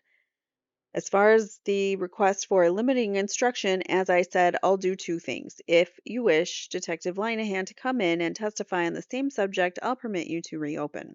And secondly, as far as the limiting instruction, I'll hear from the prosecution on that. Ms. Nahara says, my understanding is that would be limited to the defendant Lyle Menendez. I thought the conversation was previously ruled. The entire conversation was previously ruled as limited, but I could be wrong about that. That was what I was working under, and I could be right, wrong, but by understanding, my understanding is it wasn't coming in as to both, but the conversation was limited. Ms. Abramson says, I'm sure the jury will understand that thoroughly, right? Like, they don't understand this limited instruction, that it's only supposed to be limited, used for limited purposes. So it's very confusing to do so to the jury. You're conflating issues and um, distracting them, I think, with information that doesn't need to be in. Your Honor, I do want to bring up one other matter. Since we're still talking about Ms. Maher, I would ask the court if the court would consider a discovery cutoff, since we were at least 30 days into the trial right now for the prosecution in this case, where they indicate by tomorrow anything else they haven't proffered or anything else that they've been recently told by their witnesses that they haven't turned over. The court's repeating the usual admonition doesn't get anywhere. So him normally telling them just get the evidence to the defense doesn't get them anywhere. Because the fact of the matter is, they come in with new stuff. We object, and it comes in anyways. Yeah, it does. The court says, as far as that particular issue, Ms. Amerson says it goes beyond that. The court says, I don't see this as anywhere near any violation, any discovery rule. Are you kidding me? Are you kidding me? He doesn't see it as a discovery violation or discovery rule because why? The prosecution is basically doing this like on a daily basis to the defense, saying, "Oh, well, here's our witnesses for today." They're supposed to give their witnesses the night before, the day before, and then, which really doesn't give you a whole lot of time to prepare for them, FYI. And then they find out who the witnesses are. They come in prepared for those witnesses the next morning, come in, and then the prosecution's like, oh, by the way, this witness is going to be up first, and here's some discovery that you've never seen before. And then they have to deal with that like every single effing day. And it's really, I hate I hate playing dirty. I just don't like it. And it irks me in a way that I just can't express verbally. Like that's why I'm doing this, because I cannot stand the injustice and this corruption that we see and bias in our judicial system. It's insane. It's there, like, really prevalent. The court continues, this is just a statement that the witness made, and Ms. Abramson says, well, never made. The court says she made it to the police. So here he is again. The court is like, well, no, she made it, even though Ms. Abramson says in dispute that she never made it. This witness never remembers it, and yet the court's like, no, she made it to the police. Were you there, sir? Are you going to be a witness? Like, what? How does he know this? He says she made it to the police. The incident report showed it all along. Ms. Abramson says she's always disavowed it. Here's the other thing. The court says the people are certainly entitled to offer it. We've had litigation as to whether it would come in. Ms. Abramson says they elicited from this witness that people tried on watches. We were given no discovery she was ever going to say that. She had never said it in any previous report or testimony, and I don't imagine that Ms. Nahara asked her that question without knowing the answer, which wasn't shared with the defense in advance of her testifying. He just wanted to put that on the record as another trickle of sand in the bag that we are constantly being hit with on this trial, being sandbagged. Again, being sandbagged. Ms. Towery, ooh, we get to hear from Ms. Towery. She says, while we're on the subject of discovery, Your Honor, the court says yes. Particularly given, I think, what we saw today, the cryptic nature of Detective Zoller's notes, I've asked him if he would write up his notes of the conversation among the prosecutors and Jamie Pisarcik in a formal report because some of his notes drop off in mid sentence and are very hard to decipher. She's scheduled to testify next week, and I would ask that the prosecution be ordered to provide a formal report. They've had plenty of time to do that, and there's no reason not to. Ms. Abramson says, beyond that, Your Honor, I'd ask we be given the comparison between his notes of October 12th and his report of October 12th. I would ask his notes of September 14th now be made into a report because I don't know what's between the lines of that one or what's in the blanks or at the end of the incomplete sentences or what he heard that never. The court says, are you talking about Pisarcik or Eslaminia? Ms. Abramson says both. And Ms. Towery says, I'm talking about Pisarcik. She's talking about Eslaminia. Ms. Amerson says, I'm talking about both. The court says, we've had testimony about Eslaminia in detail here, and you had a chance to ask him all sorts of questions. Ms. Amerson says, it's a guessing game. Court says, as far as Ms. Pisarcik is concerned, I haven't reviewed those notes. It seems to me that the very least the prosecution can do is, after having interviewed a witness which produces notes such as this, that we have a report as well. I'll order that a report be prepared prior to her testimony. Ms. Amerson says, to get back to the Eslaminia matter. The court says, let's get back to the testimony of Ms. Mahar and any requests for limiting instruction. I don't have any notes here regarding the purchase of the watch. That was an incident that was admissible in the first trial with both defendants, and I don't recall it ever being litigated before this trial again, quite frankly. Ms. Abrams says, not the purchase, but the court says any conversations that related to it and the testimony of Ms. Maher, none of that was subject to any limitations. The people are indirect. I don't recall any such limitations being made with regard to her testimony. If you can spot that in the transcript, I'll correct myself. Ms. Nahara says there's a lot floating around. Ms. Abramson says the reason there was no objection to the watch purchase was, as the court had pointed out before the first trial, since Erik Menendez wound up with one of those watches, we were hard pressed to argue about it. Court says, I'm just talking about now. The people said there was a limitation, and I don't believe there was, to any of the statements made attributed to Lyle Menendez during that transaction. But, as I said, if my memory's incorrect, I'll be glad to say so. But at this point, the people concede that particular statement would be admissible only as to Lyle. And so they're offering it only to that purpose. And the court will, with that offer in mind, make a statement to the jury that that evidence, that statement, would be admissible and limited only to Lyle Menendez. All right, we'll be in recess until tomorrow. Ms. Nahara says, thank you, Your Honor. I'm sorry. The court says, yes. Ms. Nahara says, there was one other issue. I had also established a past recollection recorded as to Mr. Heffernan, which the defense was well aware of, had the report, talked to him about it, and I don't know if there's an objection or not to it. We went to sidebar about it. Court says, I recall you doing it, and I recall you showing him a report. The report was never marked as an exhibit. Ms. Nahara says, correct. Court says, why don't you ask the defense if they object to it?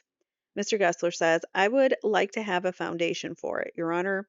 Court says, okay, then we'll do that, but we'll do that at a different time. Where is Eslaminia? I thought he was ordered back. Mr. Khan says, I think we're going to need a warrant as to Mr. Eslaminia. Oh, Mr. Eslaminia is not a cooperative witness. He doesn't want to testify, and I wonder why that is. Mr. Uh, his statements have changed multiple times, so we'll see what happens. Ms. Abramson says he was in the hallway talking to Detective Zoeller. He was apparently here for some time. Court says, why don't you go out and see if he's there now? Ms. Abramson says that would be okay with me. Actually, just don't house them anywhere near my clients, any of them. Ms. Nahara says he's gone. Ms. Abramson says, leg chains. I want a warrant requiring leg chains and waist chains. The court says, okay, the witness is not here. He was ordered to remain in the hallway until excused. Is that correct? He's not outside? Mr. Khan says, that's correct, Your Honor. Court says, the court will issue a body attachment for his arrest. The clerk will need sufficient identifying information for the purpose of preparing the body attachment. Any requests as far as bail? No, Your Honor, says Mr. Khan. The court says, what does that mean? Mr. Gessler says, means he doesn't want him on bail. Mr. Khan says, I would ask that the court set bail in a reasonable manner consistent with the violation of the court's order to remain in the hallway. Court says, well, it has to be consistent with his returning is basically Miss Abramson says, I thought Detective Zoeller went out to talk to him, Your Honor, after the court determined that we would deal with the issue on trial. I have the impression, where is Detective Zoeller? Before you issue the body attachment, I think he went and told the witness to come back. Court says, let's call and see.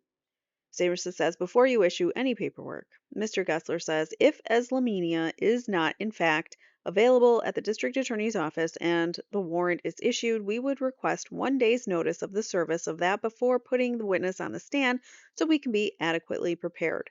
The court says, you'll know the day before he's going to testify. Will he?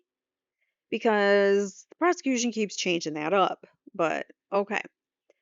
Ms. Abramson says, I believe he works with that lawyer, Your Honor, and that lawyer has offices in my building. At least that's what he told me when he dropped in.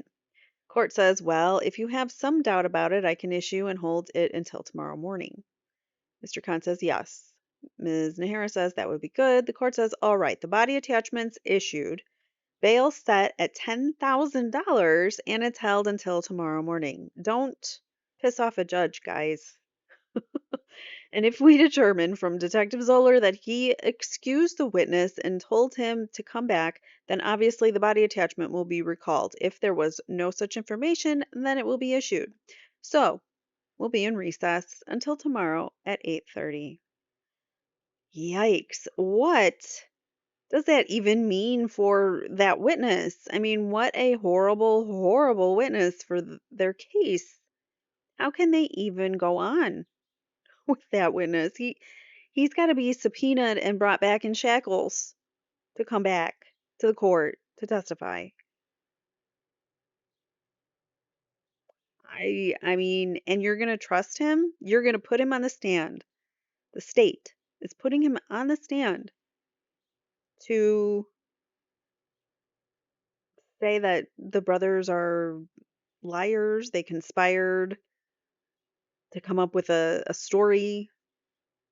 They conspired to say that Lyle wanted Eslaminia to say he borrowed a gun from, or that Lyle borrowed a gun from him.